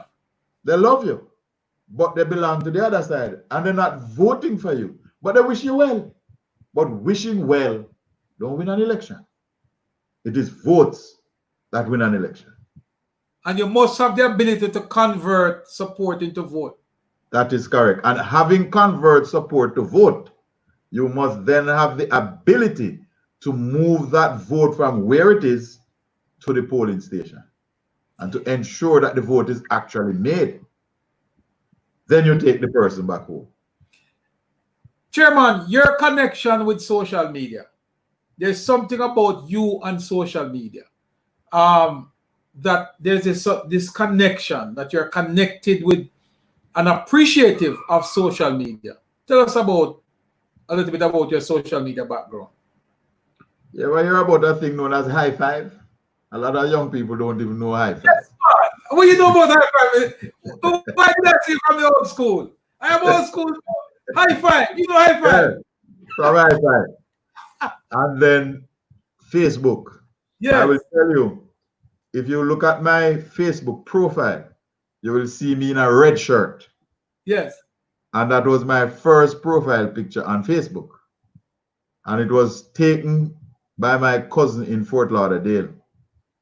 And he was up into Facebook and I wasn't into it. I was high five. Yeah. And he said to me, he predicted that Facebook is going to be big and you're going to have people who won't come off it. And therefore he's going to create a profile for me. So he went and he bought this red shirt. Yes. And he says he's putting me in a red shirt and he's going to take the picture and use it. And I said, why? He said, because everybody know you're a laborer, but we must soften the image that and demonstrate to people that you can put on a red shirt and not going to kill you. Because putting on a red shirt not going to convert you into a comrade. Yes. And putting on a green shirt is not going to make you into a laborer. You have a lot of people who put on the green shirt to reinforce the fact that they are a laborer today. Yeah. So that you have to look at the color of the shirt and say, oh, I'm a laborer. I don't have to do that. My history in the party is there. I'm a second generation laborer. My father is a charter member of the party. Yes. Lady Bustamante is my godmother, one of my godmothers. Yes. I am a live member of the BITU. So my antecedents is well known in the party. So I don't have to put it on my shoulder and parade. I come to the table and I try to establish myself. Although I stand on the shoulders of others before me and we must pay tribute to our ancestors, but I still try to carve my own pathway. So back to social media. Yes. So having gotten onto Facebook by my cousin, we started to play around with it and I saw the utility and the value of Facebook. And then SMS came along. And I was always the person who loved technology. I was always interested in technology. We were challenged when I was going to college by a Dr. Edgar Thomas, who tried to say to us, technology should not be your master. You should master it and therefore make it help you. And I saw the utility and the value of Facebook for politics. Mm-hmm. And then SMS, I saw it even greater. Then here comes WhatsApp. Yes. And Instagram and email and all of that. And we were at the time seeing the world change right before your eyes. Because you moved from the old rotary dial phone. Dial up. to a cell, you know, the big Motorola Deluxe. Yes, man. Fridge. The fridge. The fridge. You had to walk with 2 batteries. Yes, man. And you had the one with the bag. Yes. And then I invested in a beeper company in New York. Okay. Along with some cousins. And that, well, it's a friend. That Lennox Lewis, not the boxer. Yes. But Lennox Lewis, my friend who went to St. Mary with me. We invested in a beeper company. Then he started this technology company that we started to have the Lewis Group, where we had conference called video calls. Mm-hmm. Because we discovered a market where a lot of Jamaicans were in the tri-state area but wanted to connect with family, but they couldn't come home. And I'm not going into the reasons why they can't come home. But they wanted to see the family. So we established a number of centers where persons would go in and make the video conference call and they could see their family. And that went, and then we partnered with CVM and we started to broadcast the CVM news in Times Square at the Port Authority. So, and then we took ads. So the technology, and then there was a split off now in the Lewis Group. Then you had Pario Solutions was made, and Lennox went down into Brazil, where he's now one of the larger developers. He does housing schemes down in Brazil.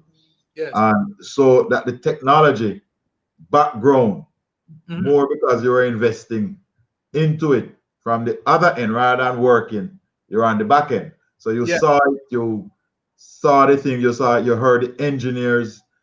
You know, we were dabbling into a little media because we had a little company. And this is where, if you notice, my email is Suntel. Yes, I saw that. That Yes. is the technology. Yes. And we dabbled into media because we actually did a number of videos of putting Jamaican recipes on video. Oh. Oliver worked with us, and that went very well. Not for Jamaicans, but what we did, we aimed for the Black American and the white American marketplace who had an interest. So we did mail order, and we were able to sell a number of these videos, and we kept rolling. So that the interest in social media, because my sister calculated one night in Brooklyn, she said there are 250 million people in the United States. If one of them spend $1 with us, that's 250 million $1. Yes, sir. So a light went off in my head. Right away. Right away. And then I understood the power of what you were saying when you leverage it with technology. Now, the normal media house will sell 15, 20,000 newspapers per day. And they have a whole staff and editors, etc., etc. You can take your phone, average person, have 5,000 followers, 5,000 persons. Mm-hmm. And you can influence that 5,000. Yes. Publishers, the media house publishers and the radio people can influence basically the same. So if you now begin to push your thing, you can increase your numbers and your network. And I believe in networking because I was in insurance. That's where we met Shahini. So we understood numbers and we understood the value of no, because it took you an average of 10 calls to make one sale. So what we did, we valued the sale, the commission you would make, and divided it by 10 and said the 9 no's, we put a value to it. So every time a person told us no, we shook their hands and said thank you very much. I will just earn some money. Yes. Because if I get the 9 no's, you won't get the 1 yes. And therefore, so we understood that people now could publish. Yes. I had a friend in Jersey who published a picture book, like an album. They found a site and we saw it. And we said, wow, people can now have this power in their hand. Yes. You can now write a post, hit a button, and it gets into the hands of 20,000 persons. Yes. You're a publisher. A person can say something and you can quickly use the internet and research and you can respond and you can clear your ear, you can clear your name. Yes. And you can leverage that for the politics. Now, can you imagine if every voter in Western St. Mary had a smartphone and I had their number? Yes. I could communicate with them. Easy. Easy. But that is easy. But the average voter still wants to see you. Oh, yes. To look into your eyes and to feel you in them stomach. So you may use technology to reinforce your message. Yes. But you need to walk. You need to touch people. You need to touch people. Politics is about people. And people will understand and people will feel you. If you have faith in the people, you don't have to worry. Sometimes when a man cursing you, it's not that him dislike you. He wants to see you do better. Yes. So he's whipping you with his words.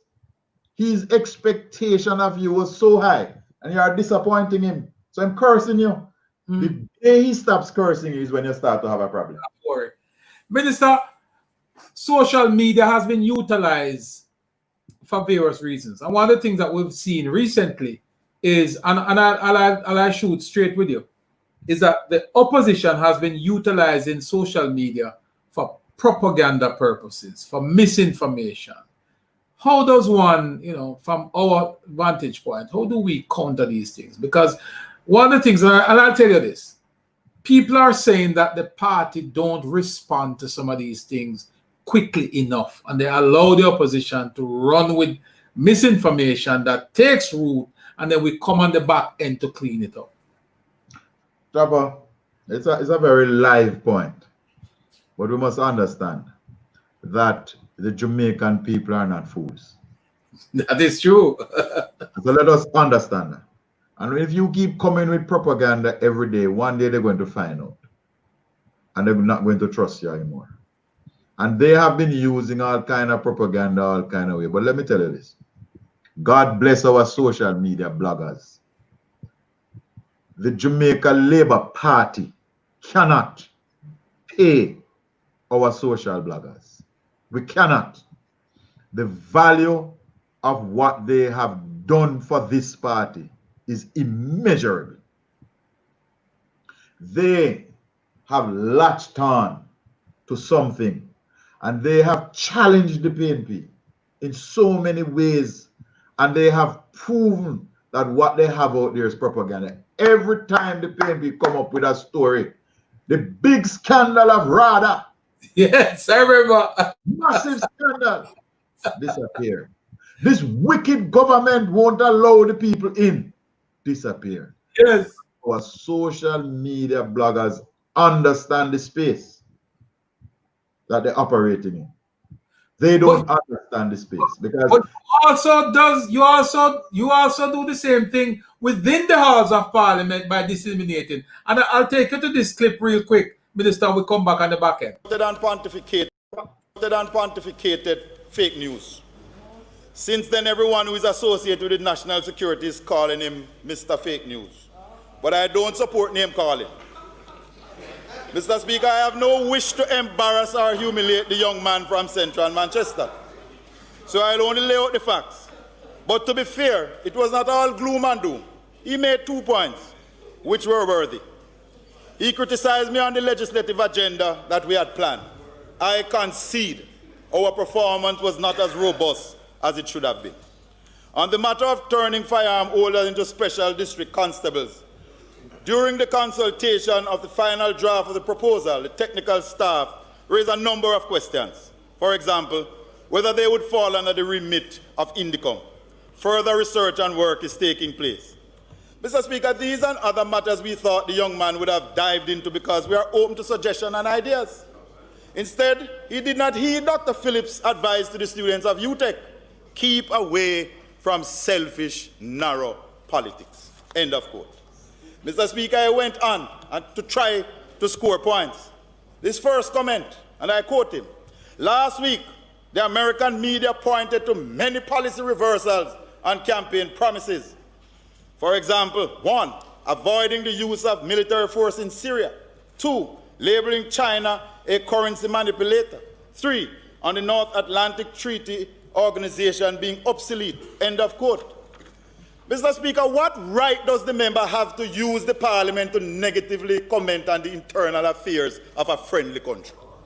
Mr. Speaker, is it normal to use the Parliament to attack and question in a subtle way? Is it normal? Is it normal to use the Parliament order, please, to attack and question in a subtle way the President of the United States or any other leader?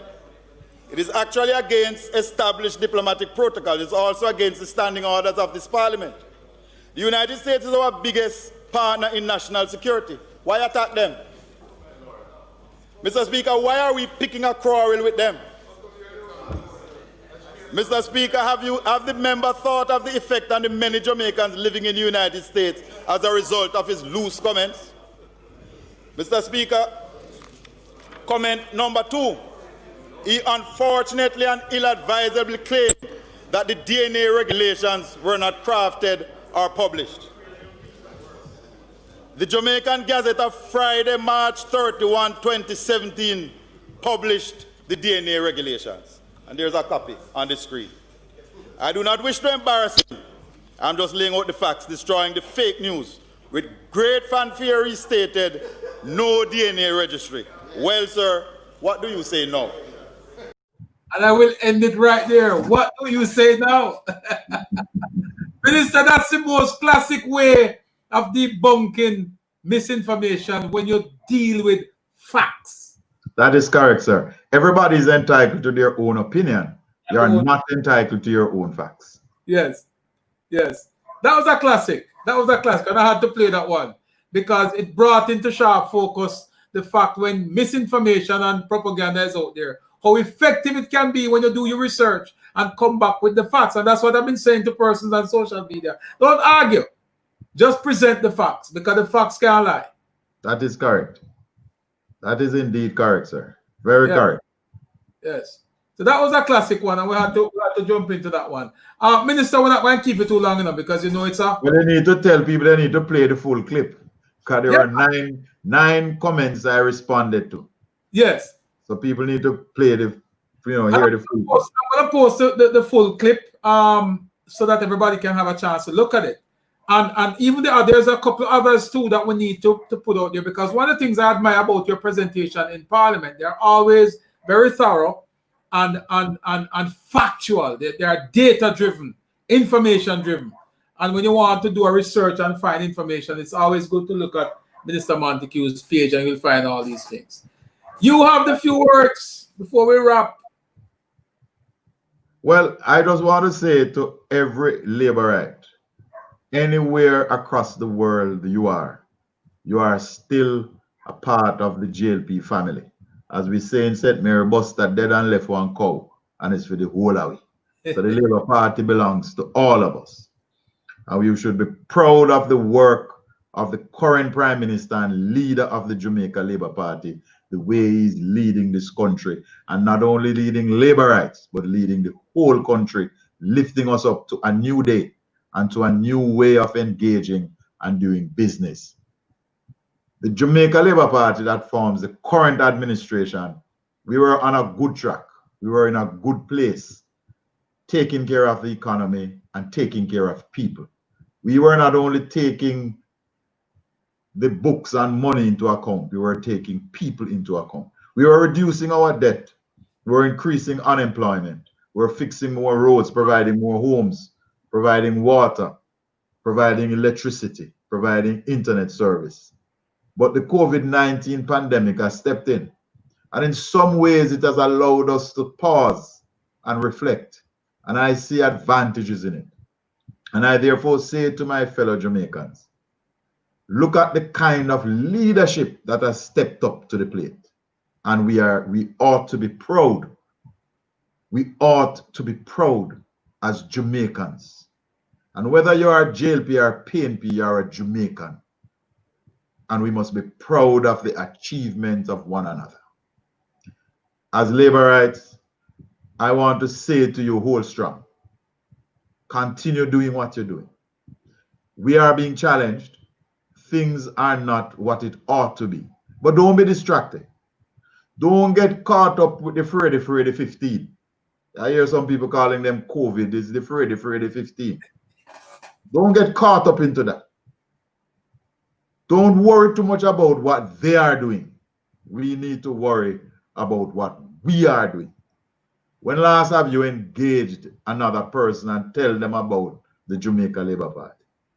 When last have you engaged somebody and tell them that they must think of the future? Because the Jamaica Labour Party is that party that believes in education. It is the party that believes in the future of Jamaica. It's that party that believes in agriculture, in tourism, in technology. It is the party that believes that we must be healthy, and that's why we add wellness to the Ministry of Health. The Jamaica Labour Party believes in Jamaica and believes in you. For my people of St. Mary, and especially the Western St. Mary family, you know Bobby loves you, and Bobby knows that you love him back. We have a journey that we have embarked on. We're not there. We're building playfields. We're investing in our schools. I have started a rainwater harvesting project in all the primary schools that have water problems. It is not about Bobby. It is about you and your children. Yes, we have bad roads, and we are working on them. Ask the people up at Hill 60 that has never seen their road fixed. Ask the Mount Zion Seventh-day Church and how happy they are that we were able to fix their road. Ask the people in Roscommon. We are moving out to people in Stuart Town. And everybody knows Stuart Town is a hardcore PNP place. But to demonstrate that we're not about politics, we are about people. We have fixed every lane and every street in Stuart Town. We have built a playing field for the people of Stuart Town. We have established a heart training center. I have established 8 heart training centers in my constituency, because I believe we must train people. We must not only give people a fish, we must teach them to fish. We are a part of the tourism belt. We have brought our farmers into the mix by putting them into co-ops, into groups, and supporting them so that they can produce and sell to the hotels. We not only want to see the hotels as just employing some people, we want to see some people moving out of being employees to become employers. Yes. We want to see our farmers driving pickups and trucks. We have the vision to see our youngsters, to see the next Shelley-Ann Price and Usain Bolt coming out of St. Mary. So that is why I was there all day Wednesday in Crescent, helping the youngsters, working on a playing field. That is why we put light on the playing field in Bonnygate and in Bamboo Walk. Again, Bamboo Walk is another PNP area, but it doesn't matter. Right. What matters is people, and we are about people. That is why we have a program to help youngsters going to tertiary institutions. We give out 120 scholarships every year to Western St. Mary children to help them to defray some of the costs of tertiary education. When I went to college in St. Mary, there was no tertiary seat in St. Mary. Every child had to leave St. Mary. And I made a pledge to me that I will enter politics and help to correct that. And when I was mayor, I engaged Monteque College, and they gave us 100 college seats from 0 to 100.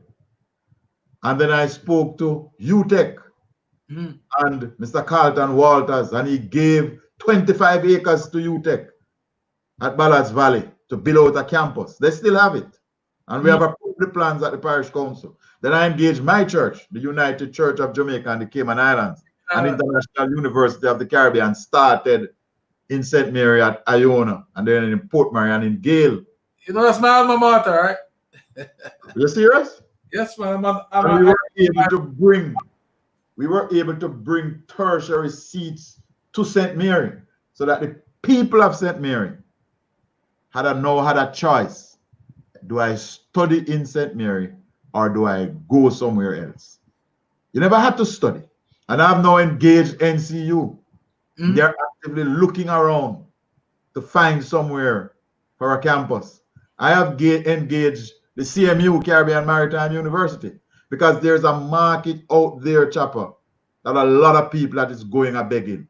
A lot of our people work on ships, cruise ships, and they have to go to England to do the safety training. Yes. Because of issues in the past where people used to falsify certification, etc. And the CMU has a worldwide recognized program by the International Maritime Organization. The shipping companies now take it. I brought the CMU to Arokobesa to train youngsters.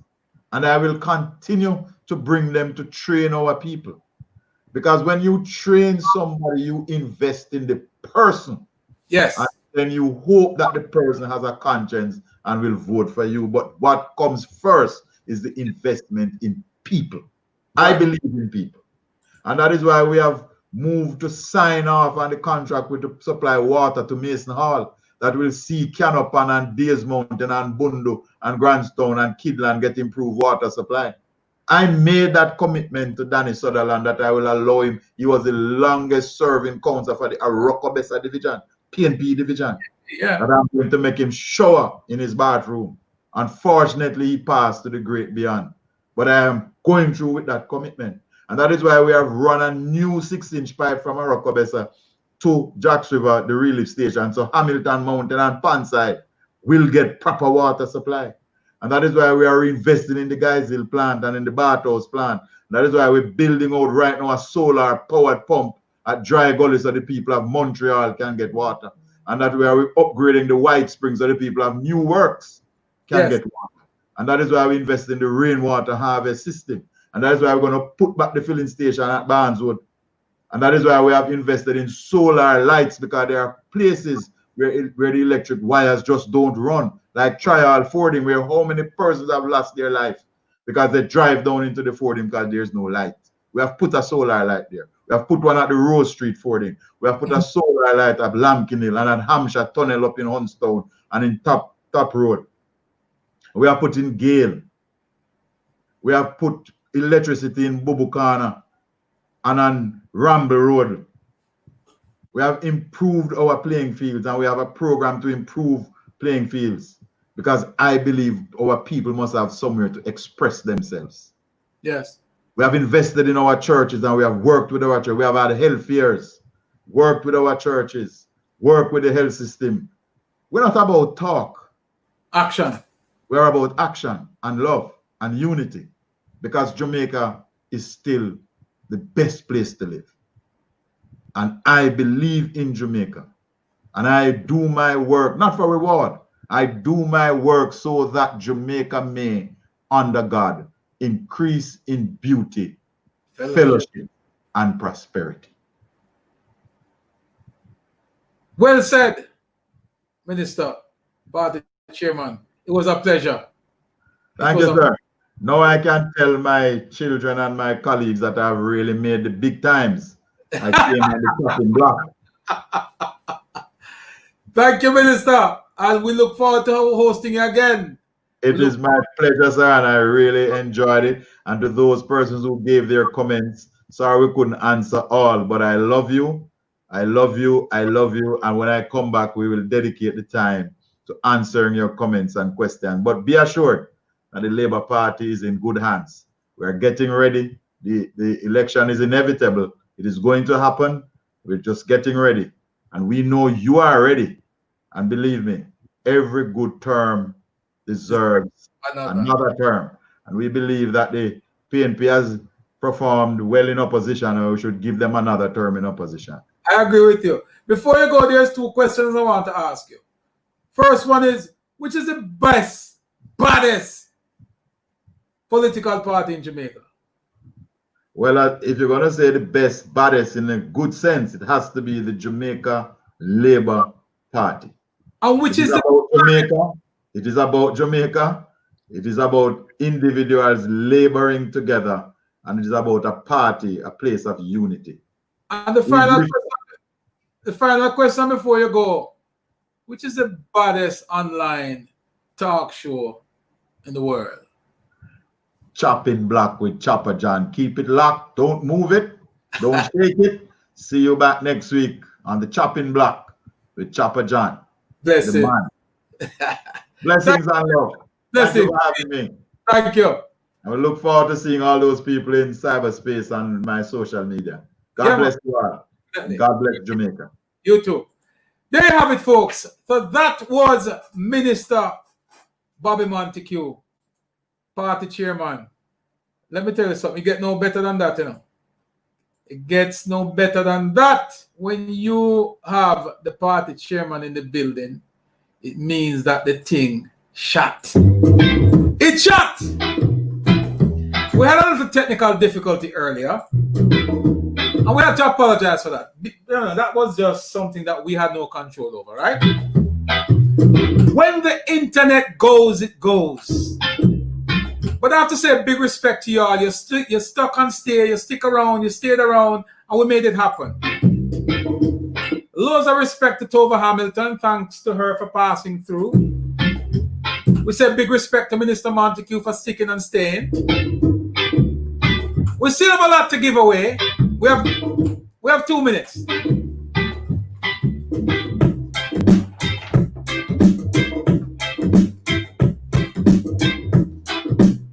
So we're not going to be long, right? Here's what we're going to give away. We're going to give away an Android box, right? We're going to give this away to one of the persons who subscribe to the YouTube channel, Chopper John TV, on YouTube. So hop over there and subscribe. Once you hit the subscribe and notification button, you will be the winner. One of you guys will be selected as winner for this Android box, right? We still have a bunch of digital credit, flow credit to give away. We got a little technical difficulty earlier. That was just not nice. But you know what was good? It proves that you guys are locked and loaded and dedicated and wanted to hear from Minister Monteque. You wanted to hear from Tova Hamilton, so you stuck around, and we appreciate you. Same time, same place next week. The Attorney General will be in the house. Marlene Malahoo Fort will be in the building. The country's Attorney General is passing through. With a thanks to everybody who shared the program, who tell a friend, tweet a friend, phone a friend, tell a friend that we were on live. We appreciate every single one of you who stuck around while we were offline for a few. Again, we say thanks to Tova for holding it down. She held it down like a real queen. Northern Trelawney representing well. With 225 deep, it's 10:08. We're way beyond the time we scheduled to stay. But I know y'all will understand, right? We're live on YouTube. We're live on Facebook. Next week, we're going to be live on Twitter. We're going to be live on Instagram as well. Chopping Blocks got internet locked. Social media covered.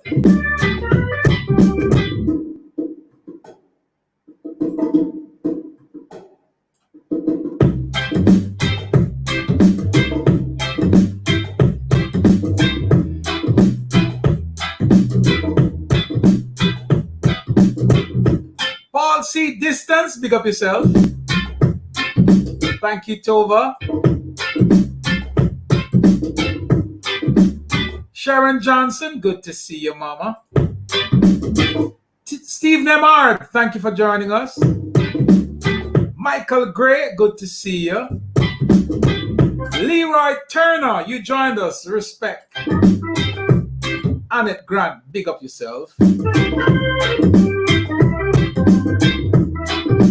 Thanks to the producers. Y'all did a great job, right? Keeping us level. Arlene Campbell, good to see you.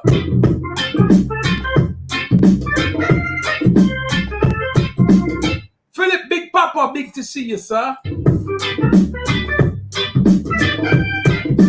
Thanks to Gavin for joining us. Chris Fisher, big up yourself. Angela McCoy, big up yourself. Oh, it's McKay, big up yourself.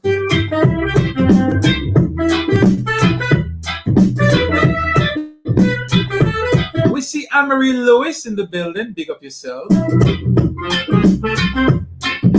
I see Norris Allen Gooden. That name rings a bell. Lacovia St. Elizabeth, big up yourself. You can't hide, I know you. Love, respect in every aspect. Nicole Brown, big up yourself. Jordan Taylor, big up yourself. Omar Bryce, big up yourself.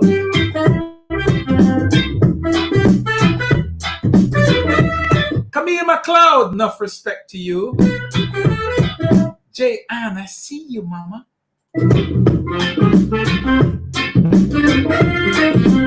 Magnus Williams Jr., Atlanta, representing. Big up yourself. Stay safe. Rodney, Prosperity King himself. Big up yourself.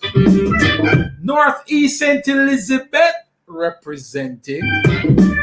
Emron, my brother from the same mama. Big up yourself. Shower Queen, big up yourself. I see you in the building. Patroy Seal, I see you. You're in the building.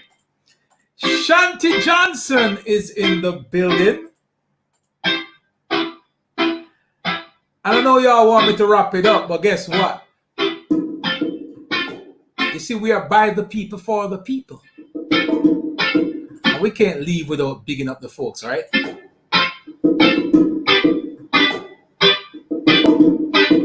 George Anderson, King Yapis himself. We say big up to Darlan H. Francis. Robert Nestor Morgan, big up yourself. Rhoda Crawford, big up yourself. Central Manchester, representing.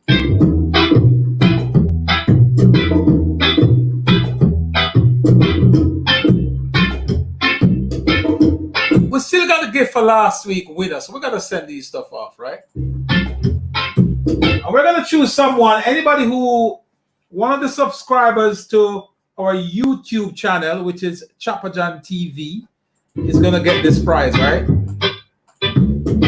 So hop over to YouTube and subscribe. Hit that subscribe button. Hit that notification button so you'll see every time we go live, right?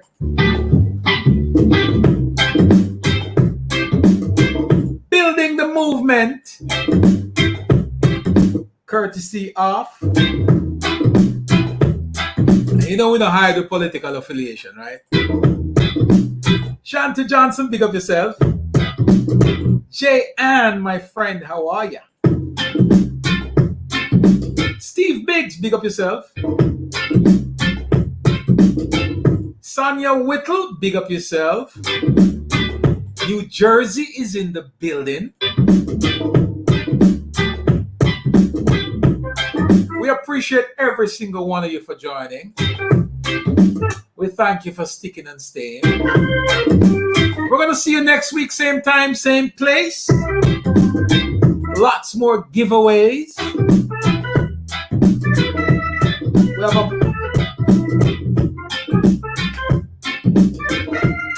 a lot more giveaways, right?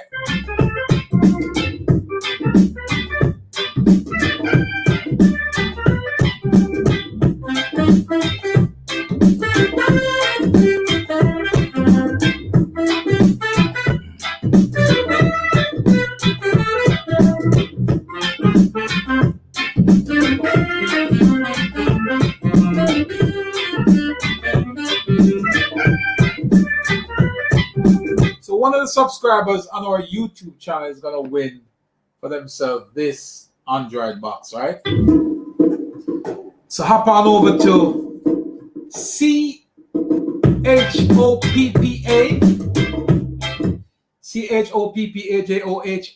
TV and hit that subscribe button, all right? And one of you is going to get this. We're going to make that announcement probably on our page. But you stick and stay, we're going to do it. Again, thank you to Minister Monteque, party chairman. We appreciate you, sir, for sticking and staying with us.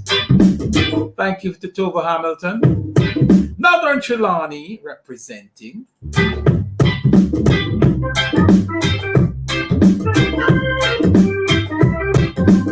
Pop, pop, pop, pop.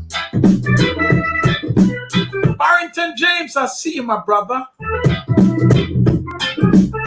You're in the building. Lots of respect to you. John Atkins, big up yourself. You're the real general, you know that, right? Big up yourself, my friend. Maureen Price, big up yourself.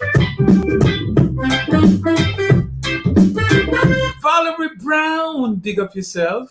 We appreciate you, Sister Valerie. St. Elizabeth representing. So hop over to YouTube, right? Make sure you hit that subscribe button. That's where we're going to be storing all our contents, right? So when the Chopping Block hits the street and we do all those contents from the street, it's going to be on our YouTube channel. So make sure you subscribe. Make it a date and pay your musical rate. Don't you ever, ever, ever, ever be late. Kizzy Perry, thank you for staying up, sweetheart. I know your time difference is super high. But you take time out of your sleep, your beauty sleep, to stick and stay with us. I appreciate you, man. Patrick Hines, big up yourself. I know y'all want me to wrap it up, but I can't wrap it up. I see my people.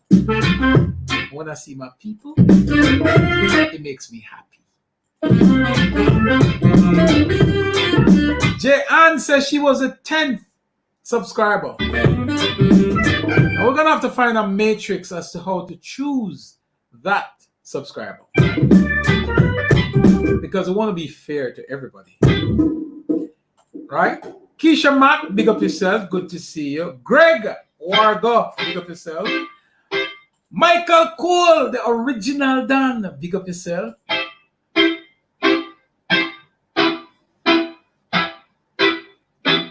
So we're gonna have to find a way to give away this prize, right? We're gonna have to find a way to give away this prize. We're definitely giving it to one of our new subscribers on the YouTube channel.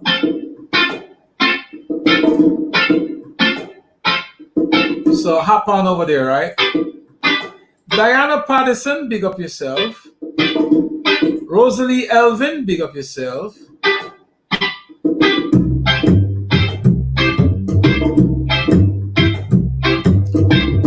Make sure you're locked and loaded to our YouTube channel, right? Chopper John TV. Share the link, tell a friend, tweet a friend, YouTube a friend, and tell a friend that we're live. I can't even say we're live. Are we live on YouTube? You best believe we are. Jennifer Brooks, good to see you. Nicholas Taylor, Wagwan. Western St. Mary in the building. Nick, you saw the minister and member of parliament representing like the real general he is, right? Terry Salmon, good to see you. Barbara Brown, good to see you, mama.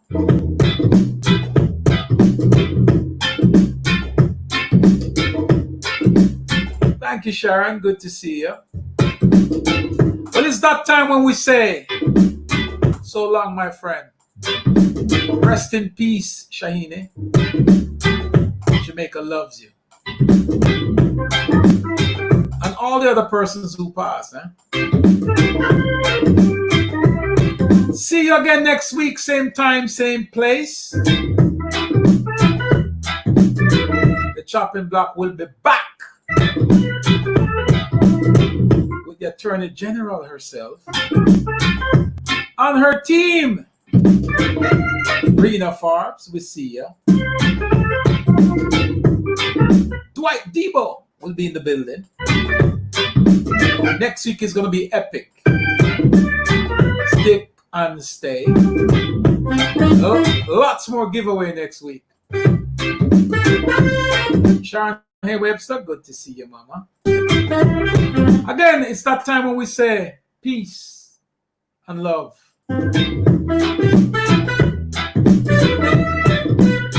One government, one Jamaica. Peace. We're out.